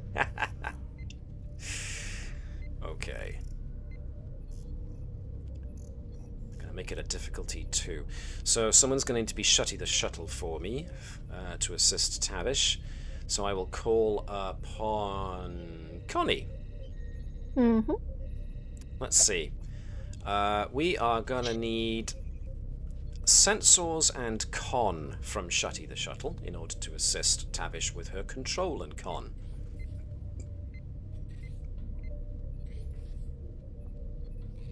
Boop. What am I doing? You're piloting a shuttle, one would hope. Is it We don't know, Tavish. We don't know. Control and con. control and con? Alright, Now, alright. no successes from Shutty the shuttle, so you have to make up the 2 successes here. Okay. Godspeed. I thank you. I may use this because it means I'm not. If I don't spend any momentum or add threat.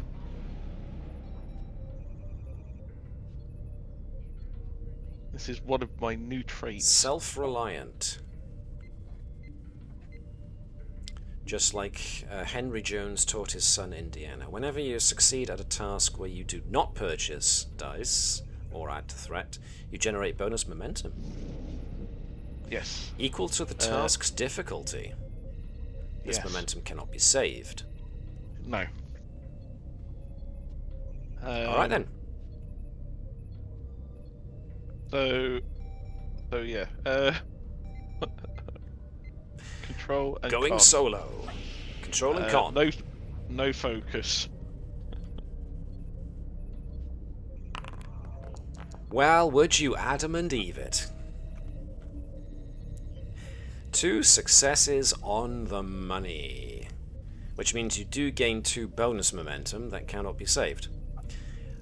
To Yes. So- what end? Get me through this a bit faster. Okay, no, yeah, that makes sense. So combining just natural piloting skill, it seems here, without relying too much on the shuttle's actual sensor scans, yeah, Tavish manages to skim the edges of the electromagnetic eddy that knocked out the MupwI and gets Manages to swing around it with an impressive margin of error. Like, you know, a couple of inches closer, you would actually have been stricken by it, but no. Manages to get around, and the shuttle manages to dock with the MupwI. Here, Captain. So, yes, there's the first officer of the MupwI is the one to greet Tavish. So, give me a second just to get us to the MupwI's bridge. Copy Tavish a second here because she's going over there. MupwI bridge, let's see. Whee! Spike.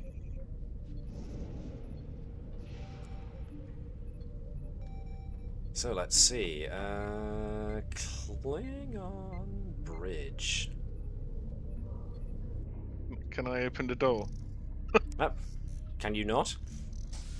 There you go. Oh, fantastic. So it's First Officer Akrax that actually greets Tavish upon entry and essentially gives her the lowdown on what happened. So they seem to collide with an invisible electromagnetic eddy which caused some of their ODN conduits, I believe. Let me just check. Yes, some of their ODN conduits popped and temporarily knocked out their secondary power systems. So... Can I ask a relevant question? How old is the MupwI? Well, let's see. Let me get back to space a second. The MupwI. Ooh. Now. I have put it down. So let's have, as quick as we can, a look. Where will we find? It's gonna be the Klingon core book, isn't it? Yes. So, the MupwI is a Cavort class. Let's find the Cavort. Right, the Cavort has been in service since 2349. And you are currently in 2373? Let me just check that to make absolutely certain. You are currently at... We're currently in Season 3 and almost at the end, so... 500? We are in Stardate 500? We are in Stardate 50, so we are in 2373. 49, 59, 69, so that's 20... Help me out here, chat. Or indeed anybody. The difference between 2349 and 2373? 24 years. 24 years. There we are then. So it's essentially been through 2 refits. Okay. While I'm doing these roles, is it alright if I use my trait I have, which is historical engineering? Interesting. Makes a certain amount of sense, sure. Because you are dealing with an older class of ship, and that would qualify for your trait. Okay, I see no reason to deny it, even though it's a Klingon ship. Yeah. Eh. I feel like she's been around like Klingon stuff enough now, especially with, you know, Sure. with the joint task force on Excuse me a second. the Narendra Station, and she does have a favour with. Pardon me. Does have a favour. She does indeed. She does have a favour with the chief engineer on the Narendra Station, which is let me have a look, Lieutenant Olok. Righty-ho. So yes, if you have favour, that suggests you've been hanging around, and if you've been hanging around, that suggests you've at least had some experience with. Sure, let's go with that then. Yeah. Okay. Trait which will bring the difficulty down a bit. Yes. Now, when Tavish does get onto the MupwI, the one thing she notices is that the crew are running around like blue-arsed flies. And when she is escorted to the bridge, Captain Akul it seems, has not sat down for a while. He's standing up and roving about his bridge, yelling pretty much at everybody at different intervals. First Officer Akrax will tell Tavish that, well, Captain Akul has been like this for the last week or so. He's been very keen to have all of these upgrades finished and done with as soon as possible, so he's been running his crew ragged, trying to get these upgrades finished as soon as possible.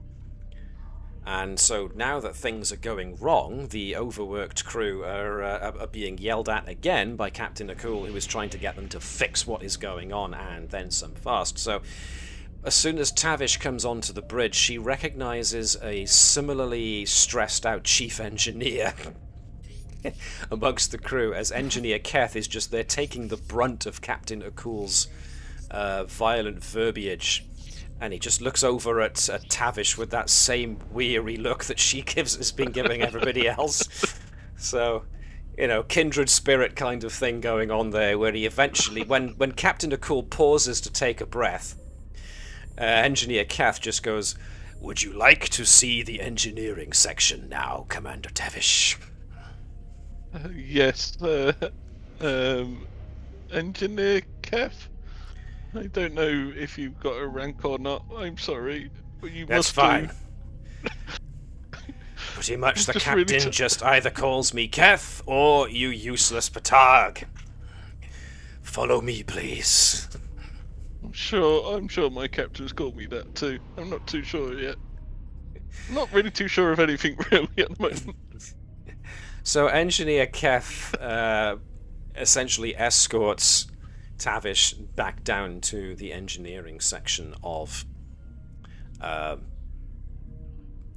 MupwI. But let's jump back to the Combs momentarily whilst those two engineers are making their way very slowly, taking the brief moment of respite that they have. Kindred spirits bonded in stress. Where we come back to the Combs, who are trying to sort out their own power issues at the moment, so hop to it. Zonvagor, can I get a hand? Absolutely. Who hasn't had a turn in a bit? Let's roll back around to Chris, shall we? Sounds Chris, you good. with us? Yep, you good? I am. Sorry, If I'm you- muting myself. If you could be so kind as to give us Lieutenant Zonvagor, Operations Officer. Let's see, what are we looking at here? We are looking to do some power restoration here, which should be in the realms of, let's get back to Operations Actions. Regain power is going to be control and engineering, so... Cool. Oh, I'll use my star cross to hopefully make up for the poor roll earlier. Okay, I'm assisting, right, as Zonvagor? correct. Yeah, cool. Zonvagor is a supporting character and therefore should be assistant. Oof. Oof, indeed. Boom.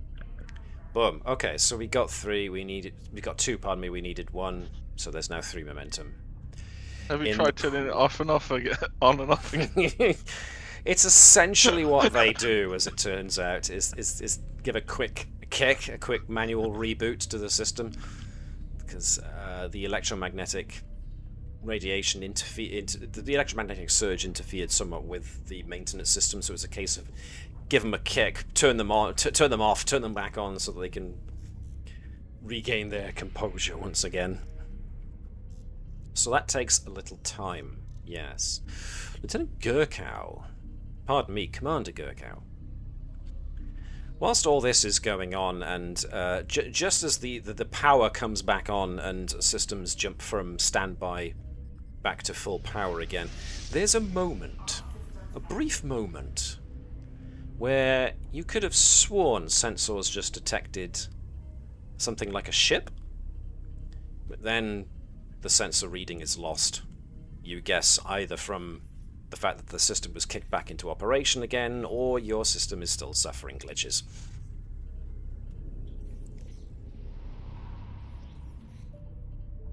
I'm gonna try and do a cheeky scan just to make sure. Okay. Okay. I'll be like, oh, looks like the sensor says there's a ship, but that can't be true. I would like you to give me a control and science jobby with sensors, please. This can be aided by the ship, so Liz, if you're available.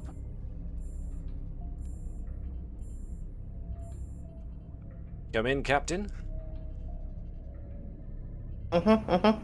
Could you be the Combs for us, please? We are looking for... Let's go with sensors, and if you're actively looking for another ship, then let's go sensors and security? Pardon me.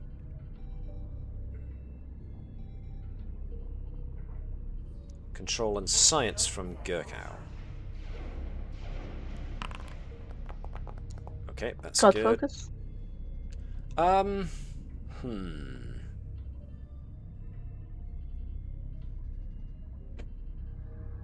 Sure, let's use the God focus. Lovely. What? Wow. I do have 2 Legion of Honors. Yes. And I will use both. Jeez, My God. Dave, it's not just you, man. Someone else has No, done it. no, I'm glad. I felt lonely having this honour. My You God. knew this day would come. Yeah. Welcome The to day the would club, one day Connie. come back, and it wasn't you that time. No. Wow.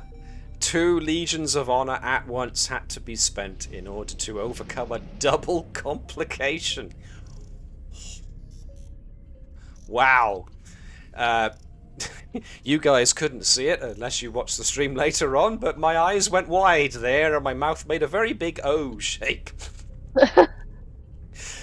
Ooh. I developed a bit of a sweat there. Oh, Jesus. Whew. Okay. All right. Okay.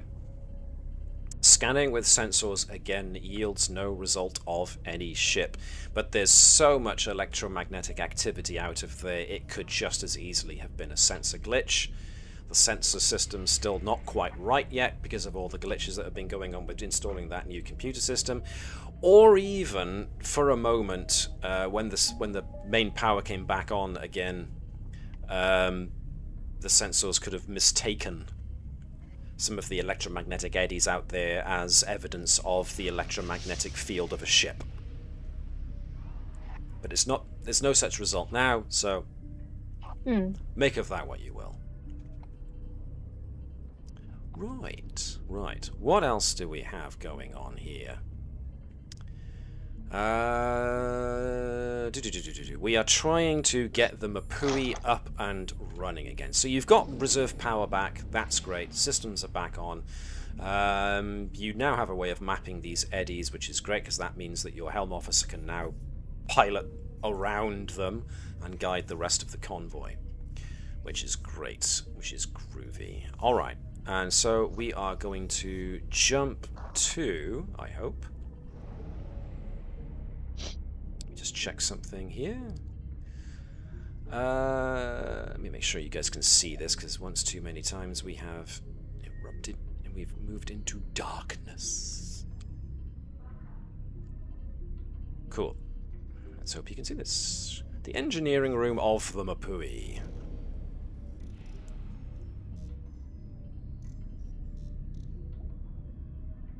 So, Engineer Keth warily shows Tavish around and essentially says, yes, our ODN conduits exploded, so we need to bypass a few of those in order to get repairs into place, and then reroute most of the power systems around the damaged areas to try and get us back up to workable, and then we need to bring the warp core back online so that we can get warp speed again.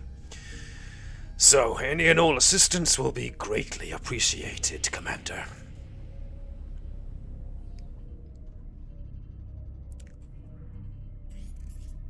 Together, then. Dave, are you with me? Can anybody... Sorry, I was on mute. I was talking. I was on mute. For a moment there, I was replaying that last scene from the from Jeff Wayne's musical of The War of the Worlds. Can anybody hear me? Yes, Tavish just puts her toolkit down Blank. and just goes, yeah, okay. Let's and get she to opens this. as she's talking. She opens it up.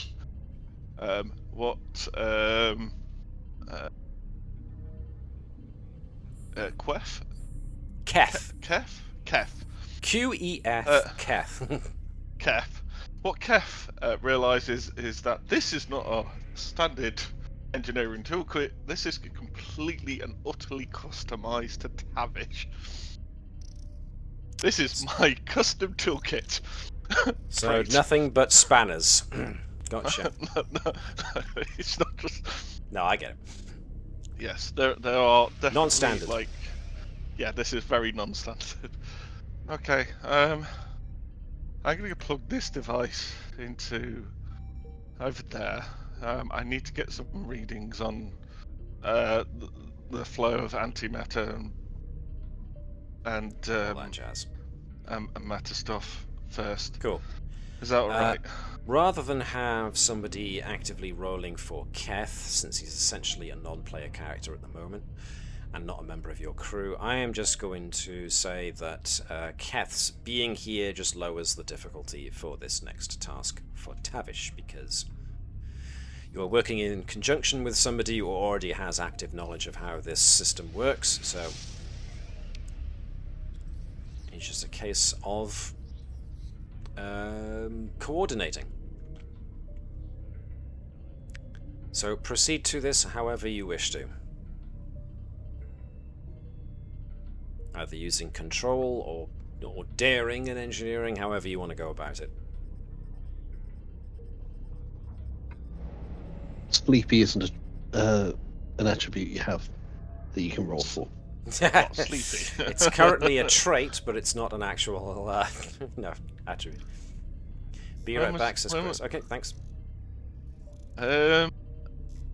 Alright, so what again? Can you just say again what's gone wrong so I can get it in my Essentially, mind a to lot what of their power distribution stuff has either shorted out or needs turning back on again.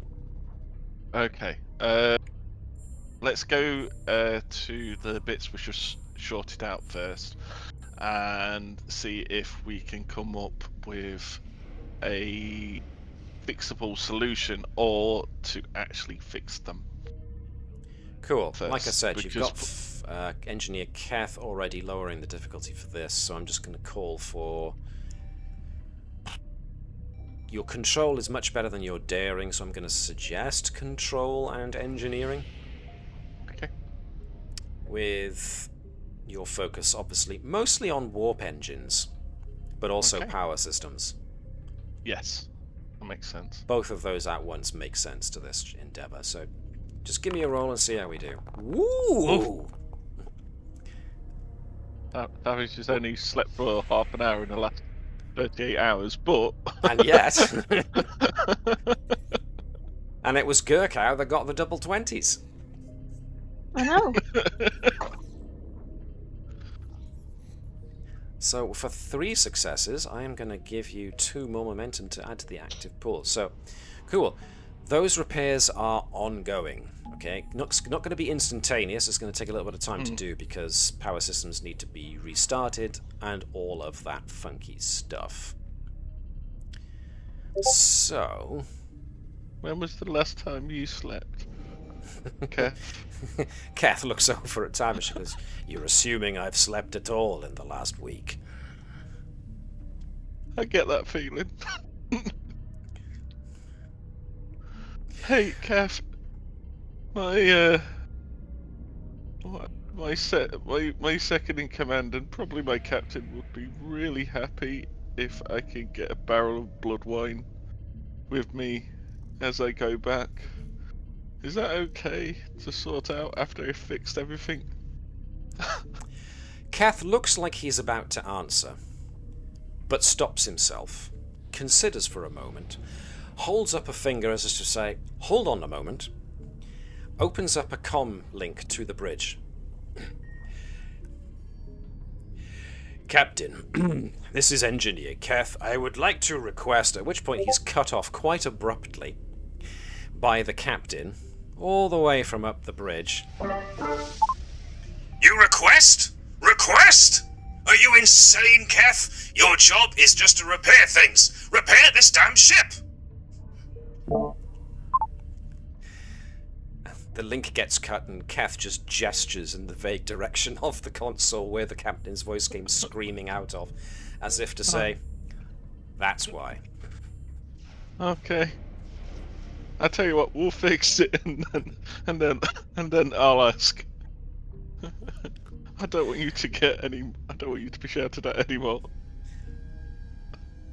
Kath seems to have a double take, at which point he goes, "Wait, you don't get yelled at by your captain?" No, I just get sly comments. "Wait, is that how they operate on a Starfleet ship?" What? We don't. Well, we sometimes get shouted at. I shout a lot at my people. Well, At my you're in engineering. command of your underlings. Of course you shout at them. That's how you get them to work. Yeah, but I've had a lot of like behavioural reports from my counsellor saying that I really need to change my learning, my teaching practices on. She wouldn't happen in to be a engineering. betazoid, would she? I think so. This counselor of yours. Maybe, I don't know. At the You moment, don't I know? really can't. You've never think- looked? Well, I have. It's just at the moment, all I see is mathematical equations and lines of Kath codes. puts a hand on Tavish and goes, "It's all right, you don't have to say it. Don't even try. You've obviously gone beyond the point. Let's just repair all this and we can wonder about how to say actual sentences later." That sounds good. Thank you. But Kath still goes off muttering, like, what captain doesn't yell at their crew? Anyway. So this is going on.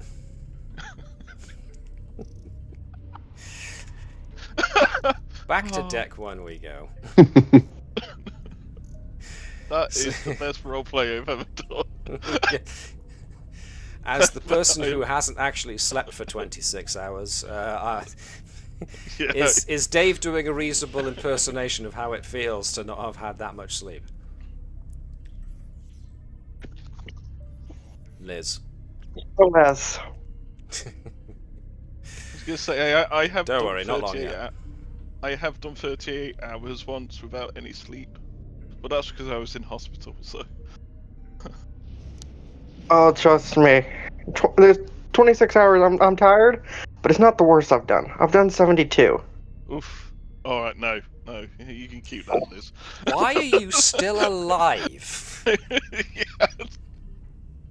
Bite. I was under the impression that if you go a certain amount of hours without sleep, you die. I did sleep for a solid 14 hours afterwards. What? God damn. You can't see, but I'm actually saluting you at this specific point in time, because, well, damn. Look, I can barely make it like 8 hours without feeling sleepy. To be fair to you, though, Dave, you do have your own medical problems, as I do, yeah. so you know. It's not a competition here, so it's. You know. I know it isn't. I wish I had The energy. Liz's, Yes. yeah, Liz's energy. Yeah, that is feel. amazing. All right. Okay. So, time is getting on, but the MupwI looks like it is going to be in a state where its engines are going to be activated and its warp speed capabilities will be back up and running. Just as that looks to be the case, Gurkow, once again, there was a reading that there was another ship in this area, and then it disappeared just as quickly. But this time, Dyneth notices it on the tactical readout as well. And that's when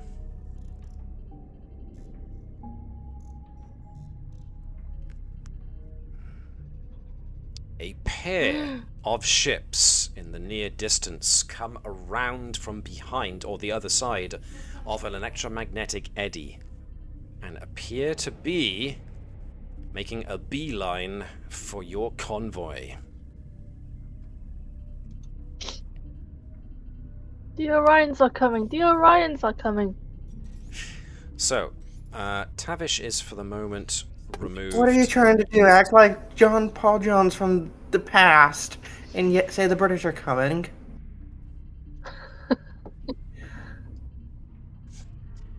Indeedy. Except, you know, the Orions have got more style. And less tea. Mm. They are definitely a problem. You have met our government then, okay. So, how do you want to handle this? The MupwI is still technically impulse capable, just not warp capable, and you have a pair of incoming ships. So, The fact that I can't use Tavish in this is really, really ticking me off, because I could have got. Oh no! I need 4 for a character arc, but this would have been my 3rd for messing up with Orions. well, You know, Dinah, send the Orions to whatever hell they believe in. okay, don't so we feel like are dealing with looking them. for an active combat. So what I'm going to do is I'm going to bring in our usual assist for who is doing what where. I will put it... Where can we see easier? Put it up here. So, up yonder way, we have the usual departments to do with ship-to-ship combat. So, needless to say, for the moment we have the Capitan herself up there on command. We are looking at activating Dyneth for...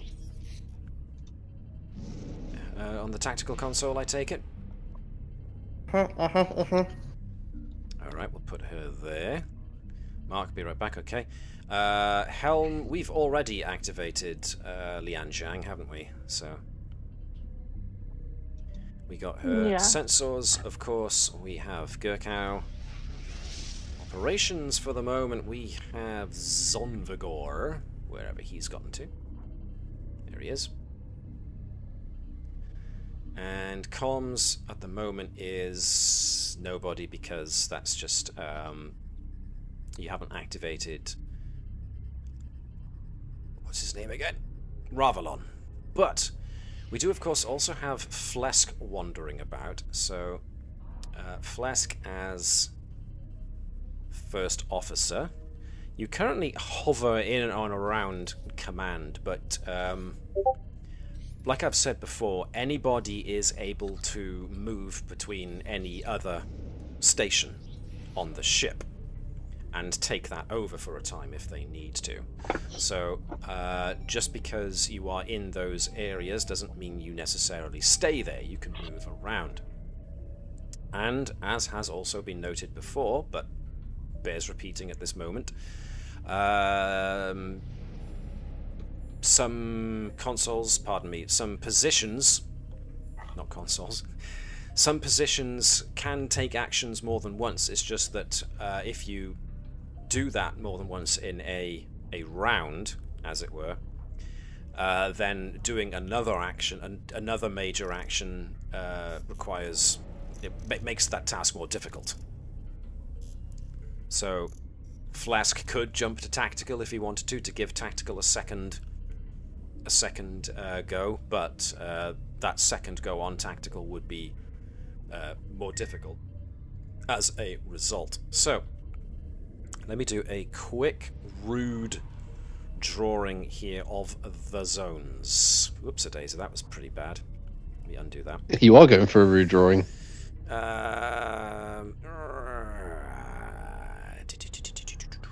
Let's make this your current zone.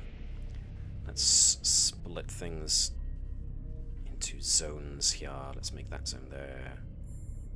That zone there. Maybe that zone there. Split these off a bit. Yeah. Yeah. That'll do. As a rough approximation of the various combat zones we got going on here. So, how would you like to do this? Probably tack pattern into the Orions, so we're either trying to scare them off or at least get into a position where it's easier for it to shoot them. Cool. So, I suppose what I'm trying to get at here is whose action is going first. And now that I think of it, Be helmed or both Dave and Chris, neither of their characters are currently involved in that, so you guys can choose who you would like to be out of the supporting cast. So one of you could potentially be Dyneth, one of you could potentially be Lian Zhang, or perhaps take turns being Zonvigor, perhaps. It's entirely up to you. Chris, you can choose. He will tell me. So do you fancy being the pilot, or do you fancy shooting the ship weapons? I'll be the pilot. Cool. I So will you be get to Dyneth now. So, Flesk has moved to tactical for the moment. To what end? if we need to shoot twice, I can spend my medals to try and up the difficulty after the real weapons expert has fired. Okay. Nice. Good. Okay, so the first thing we were going to do was, what, helm, move the ship? Or were we gonna Well, do something that was else? my suggestion. Attack pattern, make it easier to hit. Yeah, so Is that what we maybe need to do there is... Sorry, someone else was going to say something. No. Good, sorry.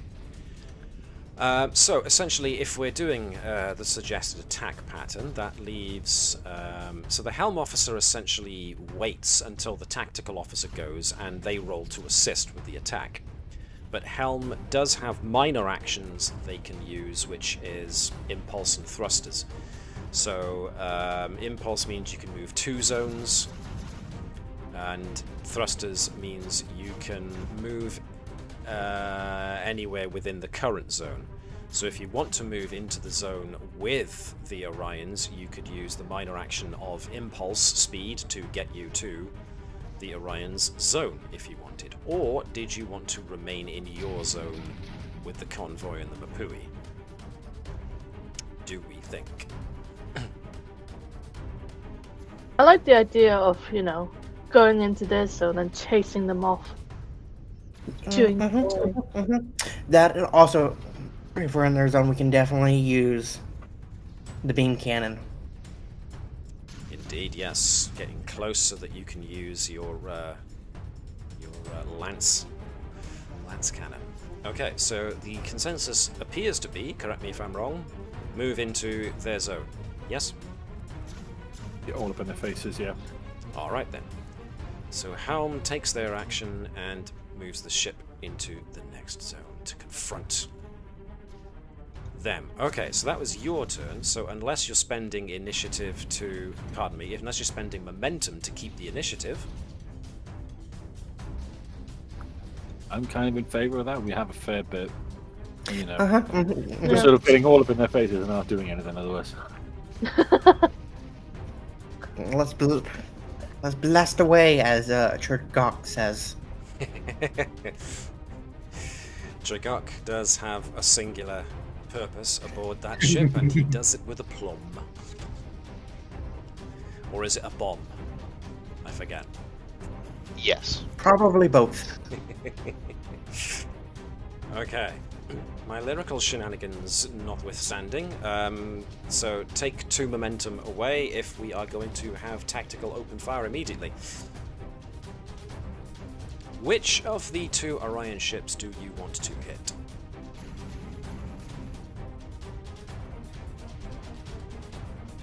Which one? The closer one, right? The absolute closest one?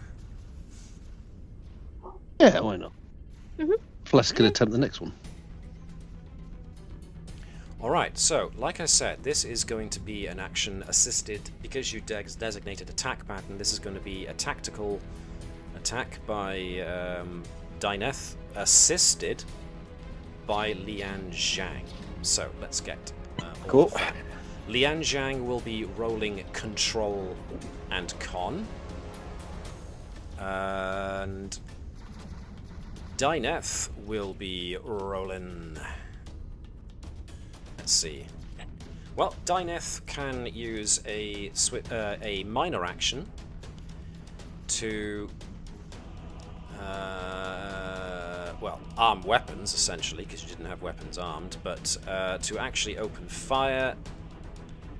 That will be control and security, and that will be aided by the ship, I think. With a focus in weapons systems operations? Oh, yes.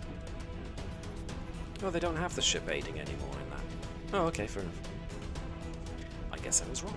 So, yeah, everybody got their rolls? Yeah, I'm trying to figure out if I can get a focus in there somehow, like navigation or propulsion. Just because it's a bit Yeah, of a, absolutely. It's a bit of a maneuver. Propulsion systems, yeah. This is what she does. Okay, control, Roll con, Lian Zhang. focus. Boom. 1 from Zhang, nicely done. So this is 1 My success. rolling over. 2, yes. You're rolling 2, you're the primary tactical officer, primary attack, so that's another 1, so that's 2, that's exactly what you needed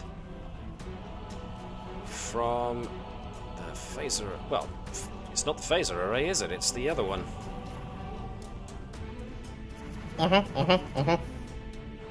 Oh, and we forgot to take the 2 momentum. So there you go. There's the 2 momentum for us season initiative. Thank you very much. You are using the phased polaron beam cannon, which has the intense and piercing traits. The piercing traits means that it ignores resistance. Intense means that you can spend only 1 momentum to up the damage. You got exactly what you needed to hit, so you don't gain any additional momentum from that, but its damage is 8, which means 1, 2, 3, 4, 5, 6, 7, 8. It manages to knock out over half their shields in one big go, which means that their ship is now definitely shaken. So that was, as expected, a really, really big hit.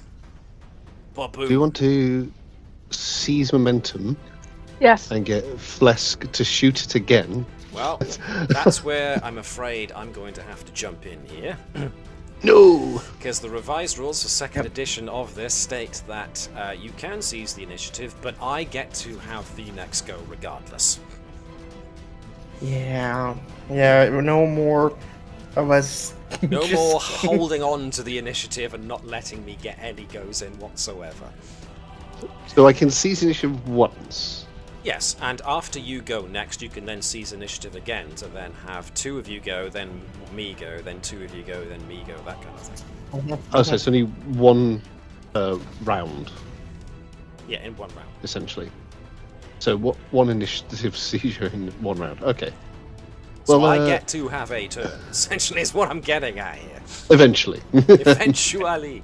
So this is now my turn. So I am, for ease of whatever, I'm going to have these Orion ships work in concert with one another. And therefore they're going to share this action between them. So, can I get this to work? Yeah, okay. So they themselves are going to, let me think.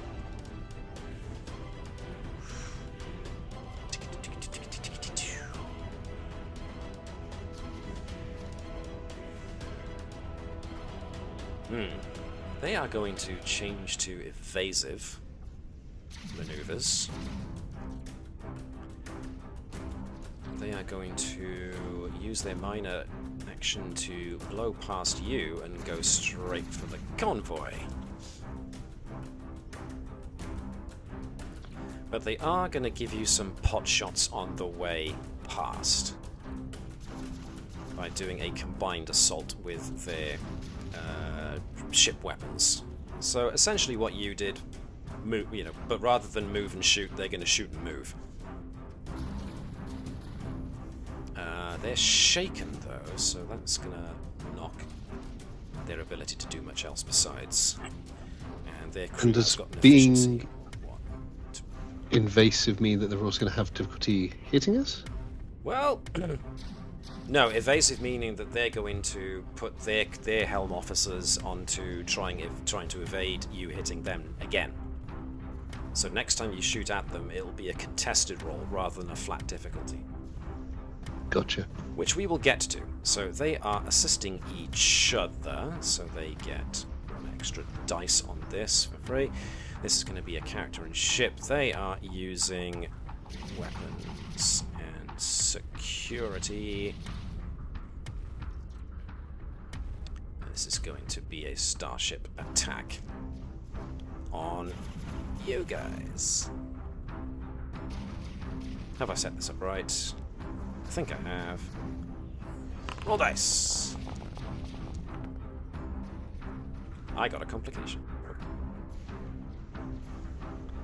For ease of whatever, I will throw that complication in as an extra bonus momentum to you. They strafe fire the area, but they fail to actually land a blow. So, yes, Orions, all enthusiasm, very little in the way of actual talent. But they are going straight for the convoy and just strafing at the Combs as they go past. So, now it's back to you guys. So, Dyneth and Lian Zhang have both had their goes. Whom of you wishes to go next? Do we want me to take out one of them, making it more difficult for Flesk? Shooting again? Or do you want to... Because I mean, how the convoy's exposed. My security is appalling. Maybe. That's where I was. Yeah. Do you want Hopkins to possibly, I don't know, shoot again? Yeah. Maybe Hopkins does exactly what I was planning to do. Okay. And, you Maybe could always Kirk command, motivate. Yeah, I don't have that as... Well, it would have to be the action as command. Let's get to what command can actually do before... Connie, you said something. Hold on to it. Don't forget it. We will get to you. But command have major actions they can do, which is to assist. So while in command, you can pick... in addition to the standard assist action, you can use the assist action on your turn while in command. You may pick 2 characters to assist rather than 1.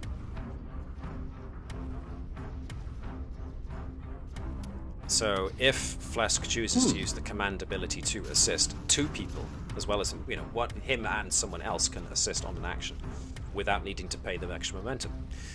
Connie, you were trying to say something. Setting up an advantage by There's using that, yes. sensors to aim for a weakness. Indeed. So, advantage, set up an advantage, then seize initiative. Fire? If that's what you want to do. Yeah. I can assist with command next.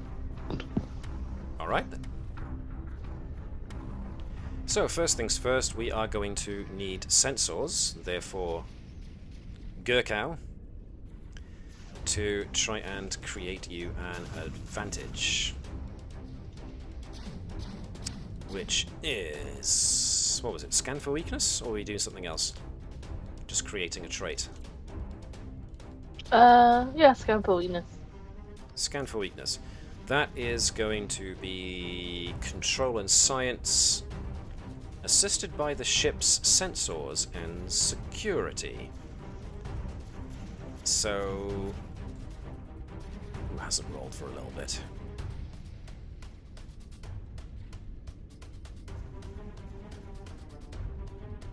Let's see, we are replacing... Liz? Chris? everything- I mean, Liz is going to get her chance in a minute at shooty bang bang fire.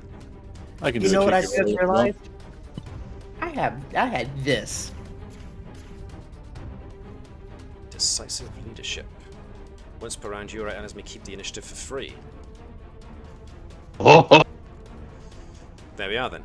When you get to do keep initiative, you can do it rather. You don't have to pay the 2 momentum cost. momentum. Okay, cool. Cool. So you just But that throw still brings back momentum to, at the... back to Yeah. Dave. You haven't rolled in a while, have you?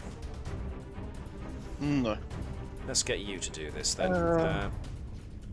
You are to be the Combs, if you please, giving us sensors and security from the Combs 1 dice. Whereas Gurkow is rolling 2 dice and giving us control and science. Well, damn. Difficulty for this is going to go up due to the electromagnetic eddies. So ordinarily it would be difficulty 2. Ooh, and you got 3 where you needed 4. Do you have the ability to bump this up?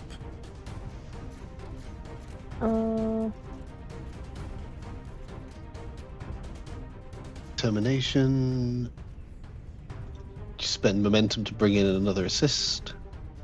I think spend momentum, if that's okay. That's up to you to do. I think we should do it. Okay, so knock off a momentum and bring in somebody additional to help, whoever that may be. Who would you want to come in to help? I mean, there's... Who is there?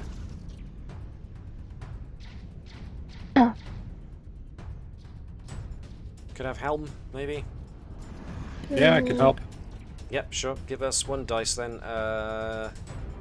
Let's have... How is Lian Zhang's control and science? Control is good. Science is 4, actually. Science She's is not good. bad at that at all. Alright then, give us 1 dice control and science assist.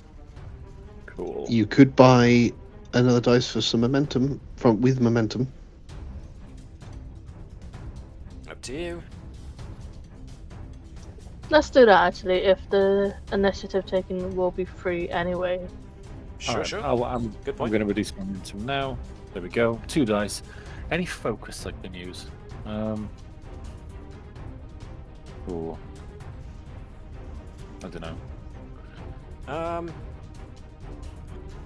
What are we trying to do here? We're trying to create an advantage, aren't we, of to do with sensors and stuff. So for now, no focus from Lian Zhang, no. No, that's fine. Ooh, okay. 2 dice? Yes, you did, didn't you? So that's an extra 2 on top of. So you got 1 over. Success. Alright then, so whom were you trying to scan for weakness? The weakened one. The weakened one. Mm-hmm. Whoops. Must move the entire zone there. Let me go. Go with one then. If the other one isn't intimidated, we'll deal with it. Right then. Scan for weakness. Bring that in on this fella by here. Nice. Stop doing that, please. Scan for weakness. Okay, donezo. You managed to successfully set that up. Your next seizing the initiative is for free, so this is your chance. Do it now. Okay. So, we're doing tactical again. So this is going to be difficulty 3.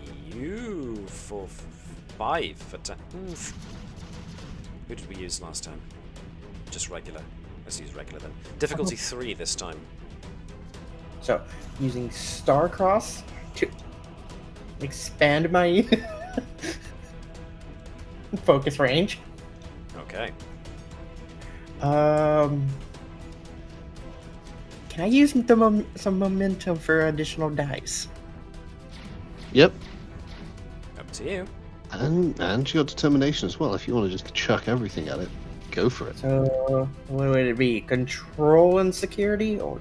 Yes. Control and security to shoot with weapon systems. Alright, so...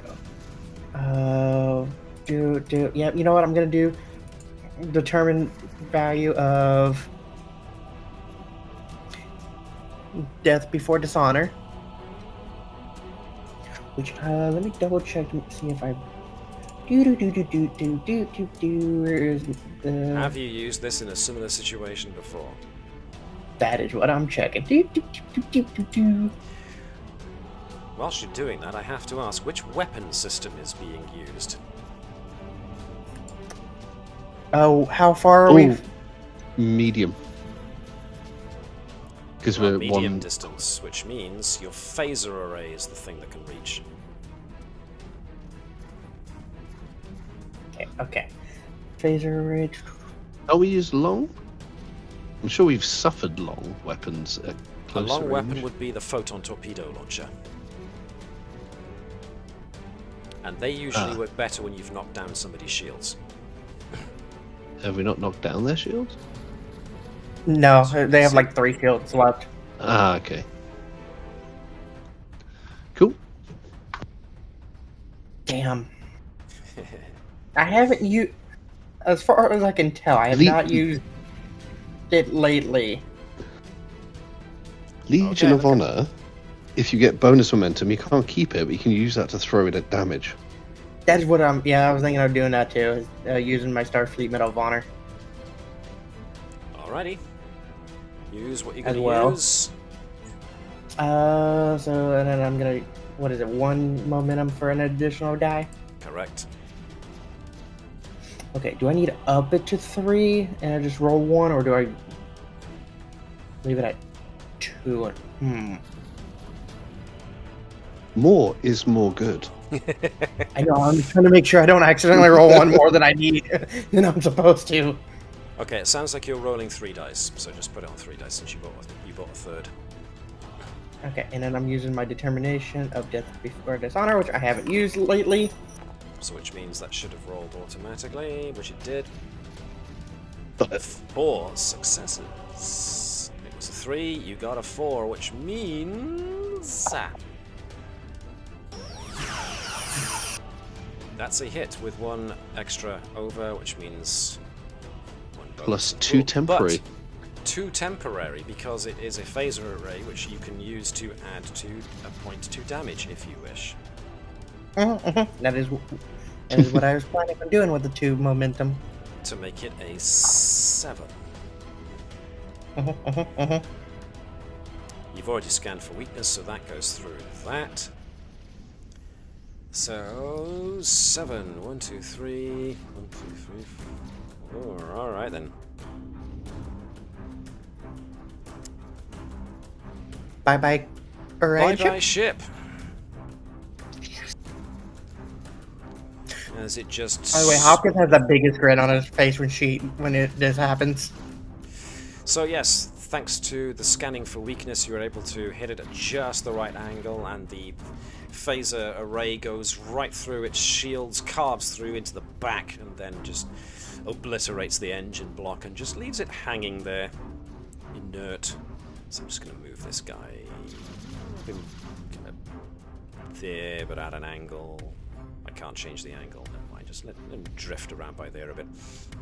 So, big hit, big shot. Cool. It's at this point that all of a sudden all consoles on the bridge all flicker momentarily. Bit of static, the display goes wonky and then seems to settle. At that point as well, without his doing so, Ensign Ravalon sits back suddenly as hailing frequencies suddenly open. At which point we get... I can see you, Hopkins. Can you see me? Over your internal comms comes the unmistakable voice of Captain Darkran, son of General Varoth. Where are you, worthless slime? You're no better than a Romulan. Oh, I don't know about that. But I'll tell you what you are, half-breed. You have done something that very few before you have ever managed to do before. You have actually managed to do something not seen since... Right, Matt's brain has just gone and failed him because there are two characters that were introduced in Discovery that I have since just suddenly lost their names right out of my head. The Klingons, is it? Yeah. Oh, it's Volk. Takuvma and Laurel. Was it Laurel? That's the girl. Yeah. Klingon. Takuma's like the Messiah, and then Volk is the really white one. Not since Takuvma and Laurel have the great houses been as united to a common enemy as they are right now. And it is all thanks to you and yours. At which point, Gurkow and also Dyneth, your sensors detect an increase in tachyons as a number of ships decloak. If I can just get the decloaking sound going, there we go. 5 Burrell-class Klingon birds of prey just decloak. Oof. And Captain Darkran's voice continues over comms. All these great houses have combined forces because of their disgust at you and yours. And now they join me and mine in our quest to rid the Klingon Empire of your filth.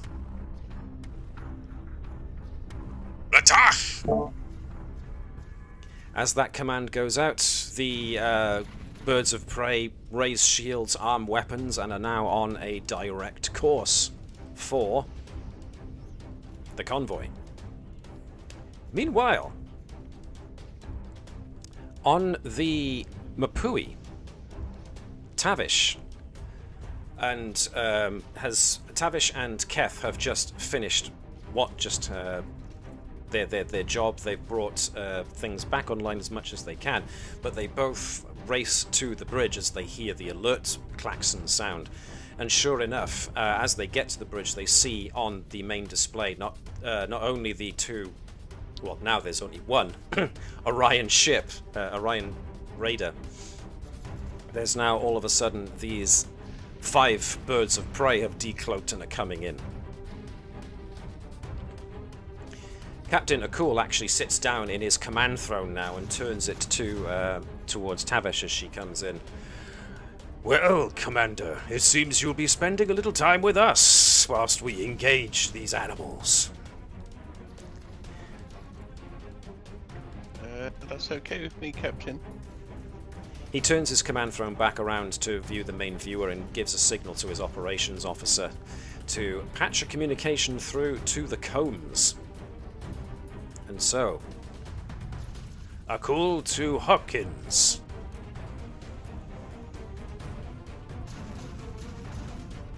Captain, I would hate to get in the way of what seems to be a good old-fashioned Klingon blood feud. But we do still have the problem of that Orion Raider. How would you wish to proceed? Well, Take out the Raider. I don't see any other Klingons besides you and me. I see a bunch of wannabe Romulans in our Orion ship.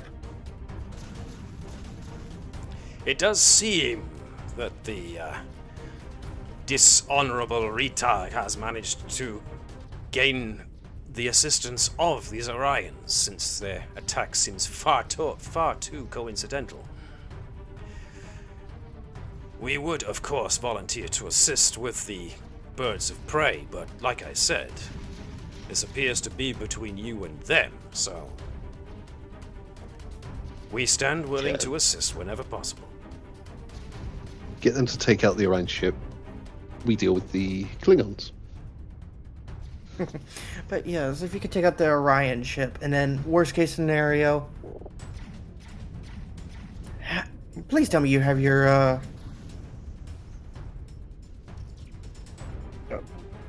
brain failing. Their engine warp problem core fixed? Yeah, please tell me you have your warp core ready. Captain Akul turns back on his command throne to look at Commanders Tavish and Engineer Keth. Tavish keeps a thumbs up. Oh, According to your chief engineer, we are operational again. cool. Worst case scenario, you and the transports continue on mission. Are you sit back suggesting here that and we deal with leave it you quick. behind? To get more Klingons to come join this party? Yes. We will see how this transpires, Captain. There. But of course, we live to assist wherever we can. Very well. Tactical. Bring us on a course. Let us take out that Orion pirate. Unfortunately, your comm systems are co-opted once again. Did you not think I would come prepared to deal with that Sleetach Akul? Please, you underestimate our prowess here, captains. Gurkow and Dyneth. Your guts sink a little bit more as you report more sensor blips from more ships. These ones coming out from behind an eddy. Dyneth, her breath kind of catches in her chest a little bit as she recognizes the configuration of these ships. These are Klingon ships, but these are Klingon ships that haven't been seen for quite some time. Kur-class destroyers. Small ships, just at the same kind of size ratio as a bird of prey. But these guys pack a punch for their size. And these guys have come up from behind an eddy and are now looking to bear down on the convoy as well. Captain Akul turns in his command throne towards back towards the view screen. It seems our rebels are joined, Captain. A new strategy, perhaps. It just looks like a pure shooting gallery to me. We can try and take on the destroyers and leave the birds of prey to you. Especially, it seems, on my tactical console, the Orion ship is withdrawing from the combat. Sounds good. Yep. Captain. This is Yes, Tavish, Tavish? Captain. Oh, captains. I can try and get into the Orion ship and try and disable it if you want me to. You think you could do that to the birds of prey? Maybe. We can finally capture this wannabe Romulan yeah. and finally give him a proper execution that he If- so deserves. If I'm gonna do that, I probably need both ships' computers. But I mean, I can try. Captain, and she looks to the I can't remember his name now. Cool. What's his name? Yeah, Captain Cool. Can I would you mind me connecting myself up to your computer? He directs you towards his operations officer. Okay. Have at it, I am Commander. an AI.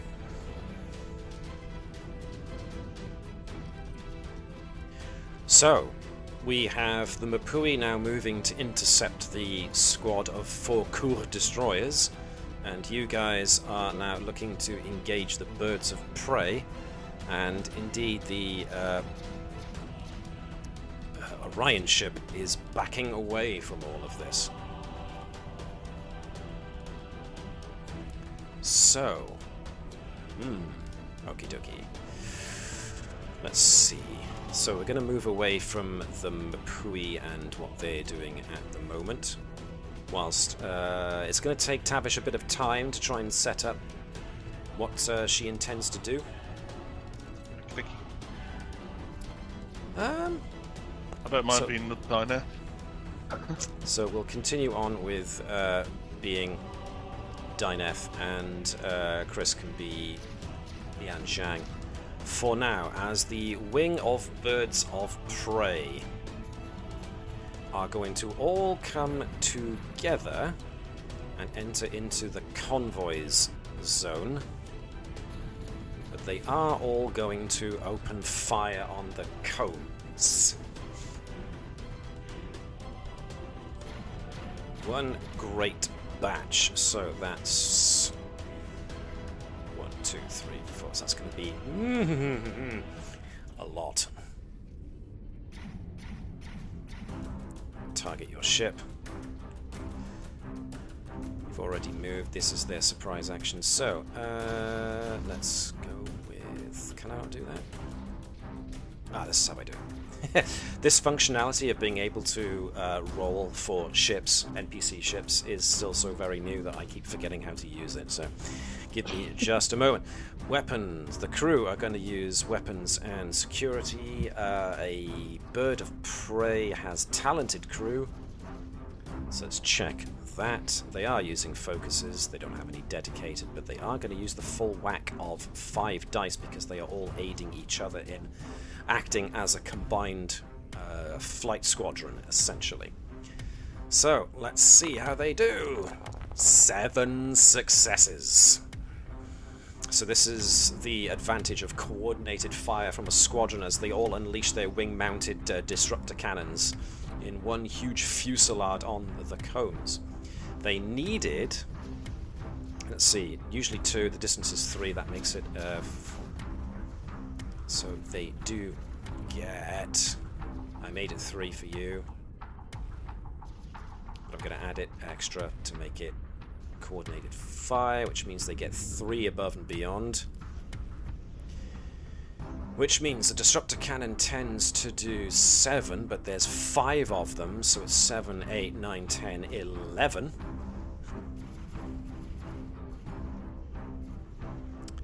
Now, is that your resistance?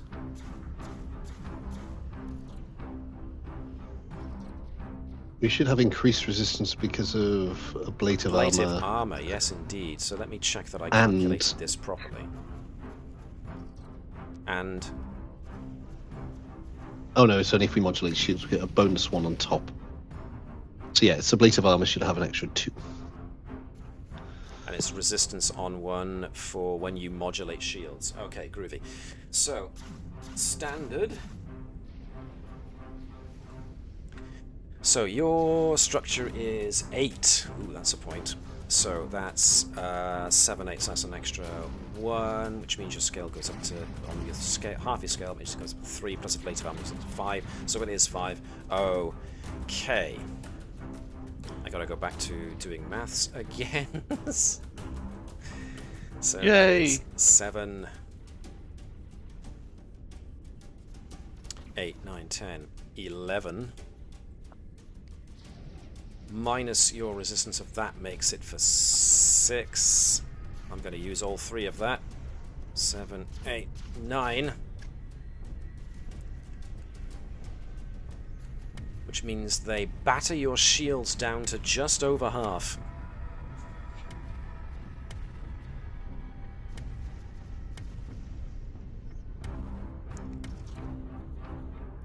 One big kaboom. Boom, boom, boom, boom, boom.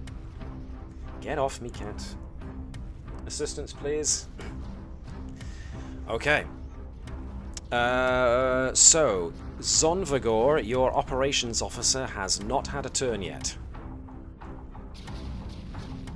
Shields, please. Neither has Flask, technically. Oh, Flask can definitely do shields. So, Flask could either jump into operations and do shields, or whatever you I want think to I'd do. be better at it than Zonvagor. Okay. So if Flask wants to move departments, let's quickly switch over to operations. That's fine, no problem. Operations... Oh, I missed it. Where'd it go? Operations. So, regenerate shields. Requires reserve power. You've currently got it. Control and engineering. Aided by the ship's structure and engineering, only you don't get the ship aiding you this time, as controls are now going on the fritz. Yeah, what good is Section 31 if we keep getting this much subterfuge? Well, indeed. Cool. So it's all going to be down to Flesk getting this is going to be a difficulty 2. I'm going to up this to difficulty 3 for reasons. Ooh. Okay, well I only bought Control and one. engineering for Flesk. Control engineering. I bought 1 dice. I'm gonna just buy the other one. If you've bought 1 dice with 1 momentum, to buy another dice, it's 2 momentum. So you will empty the. Is everyone okay momentum with before you do me it. emptying the momentum? Yeah. Cool. All right. Alright, there we go. Holy Moses! Okay. That'll do. You needed 3, you got 6, so 3 goes back in. We regenerate shields at the point of... Now. If successful, the ship regains shields equal to your engineering department. Engineering department rather than my engineering skill. So that's 2. So that's 2. But for every momentum spent, you regenerate an extra 2. Well, we got 2 bonus momentum that I can't save, so another 4. So that's 6 in total. Whoosh. Nice. 6 in total. Doesn't that bring us up to... Oh yeah, no, 17. It does. There you go. Very good. Nice. Very good. So, You, Captain? So, the captain has had her go, hasn't she? She's managed to fire the second tactical shot, which obliterated the Orion fighter. Oh, wait. Could Zonvagor modulate the shields, give us a bit of extra resistance? Because it's... Sure. It increases ship's resistance normally. It's just that our shields get whatever the bonus is plus 1. Modulate shields. Modulate shields is actually tactical, if I recall. It is. Modulate shields is a tactical major action. Damn it. It's just everyone running around the ship swapping places. What can Zonvergor do then? Zonvergor can try and regain more shields, but it will be more difficult again than what just happened. So.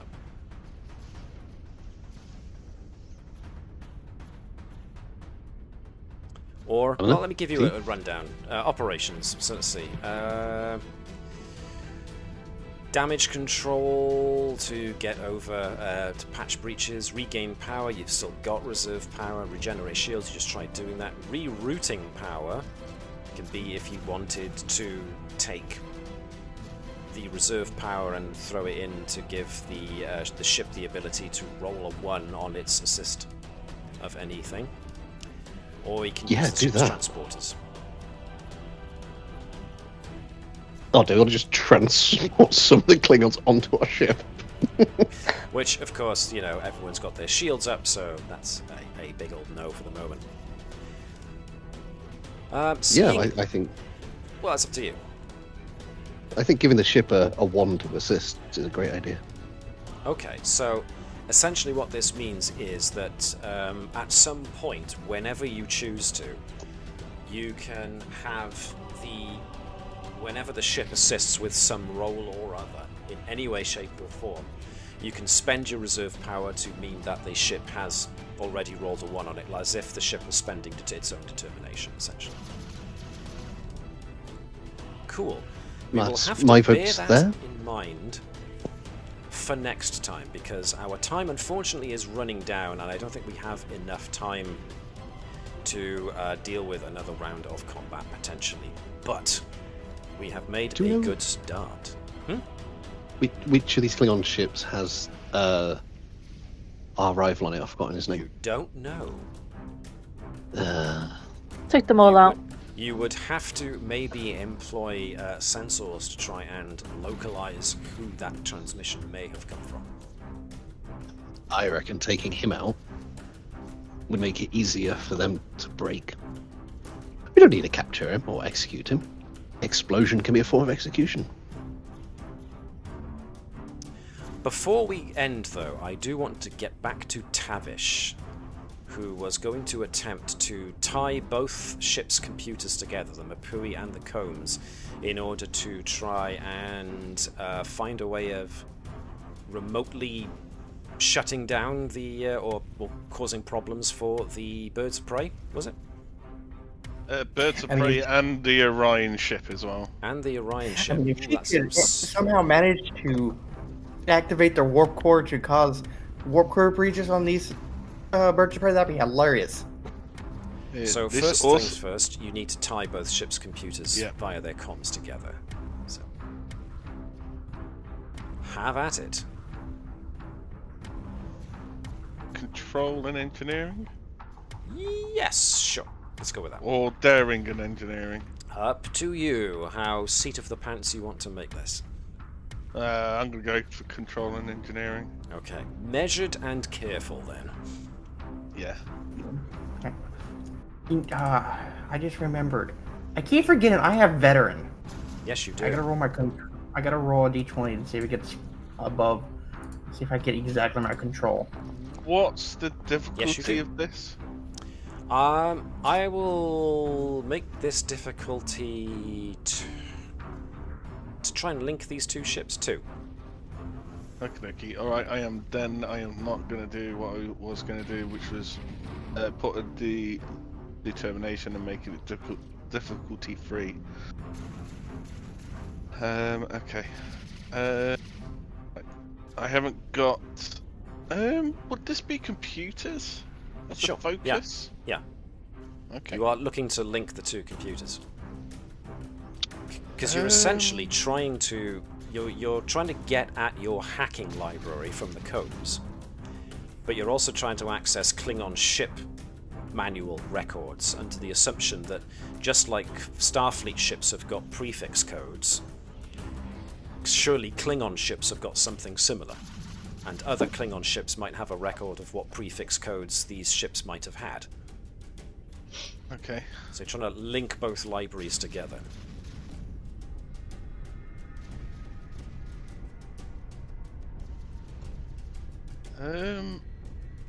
Hold on. Holding up.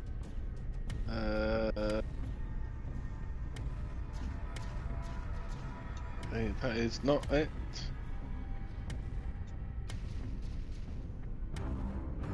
Okay.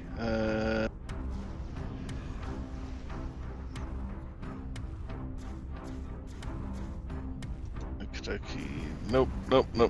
Alright, I was seeing if I could re-roll, because if I get a complication on this, I'm stuffed. Well then.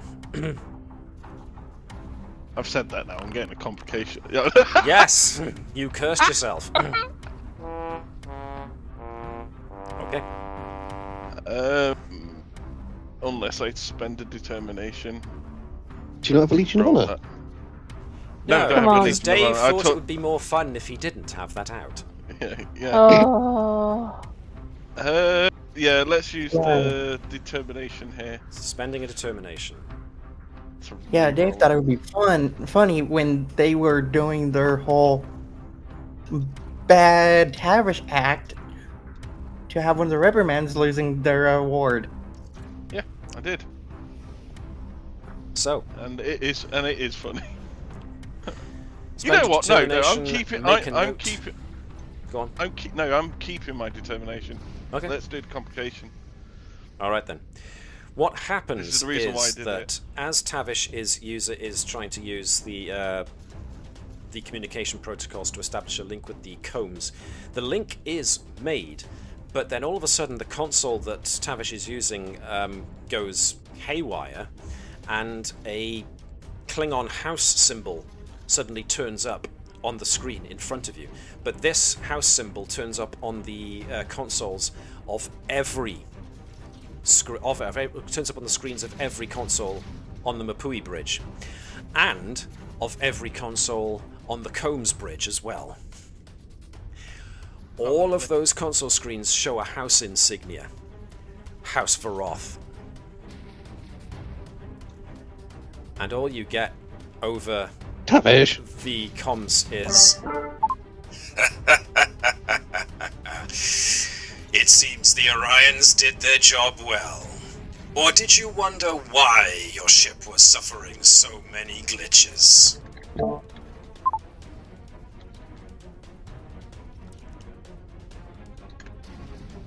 So, thank you, Dave. You played right into my hands there. It's alright, mate. That's all I'm here for. Made my job easy. Oh no! Oh, I could have re-robbed that. No, it's set in stone now because this is where, Yeah, unfortunately, we're going to have 'cause- to... Yeah, because I put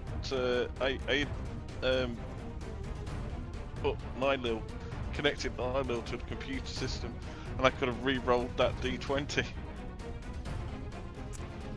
Too late now, I've used it as a story beat. Yep. It's okay. I think it's awesome. I love it. I'm great. I'm happy with this. Cool. So, yes. The Combs has a bit of a situation on its hands then. Captain Darkran has managed to apparently put together a fleet of like-minded individuals, but the Combs are pretty confident in their ability to hold these guys off and obliterate them one by one.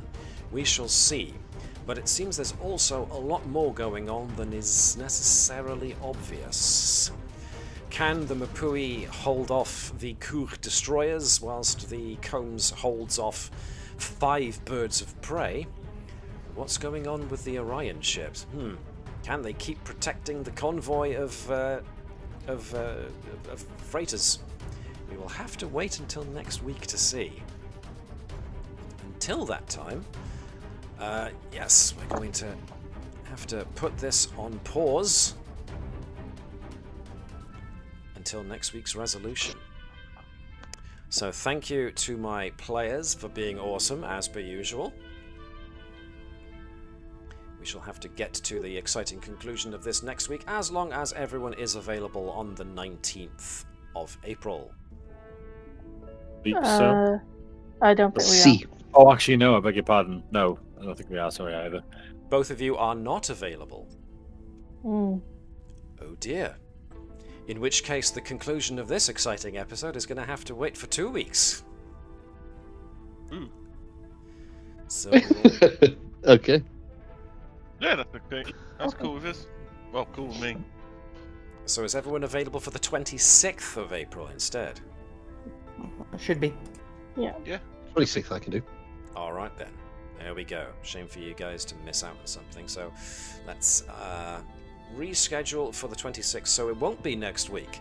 So those of you who are tuning in, you won't be finding the exciting conclusion of this episode until 2 weeks' time, the 26th. So until then, dun dun dun, we will have to wait. But next Sunday, in that case, will more than likely be Pathfinder Carry-On Crown Adventure Path.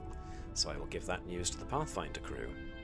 Until that time, well, yes, glory to your houses and all of that. There weren't that many Vulcans to tell what to do today, so we're just going to have to go with glory to your houses and may honor keep you. Until next time, in which case we will still ask for everybody to engage in infinite diversity and infinite combinations, because any other way is just plain silly. And don't overwork your engineers.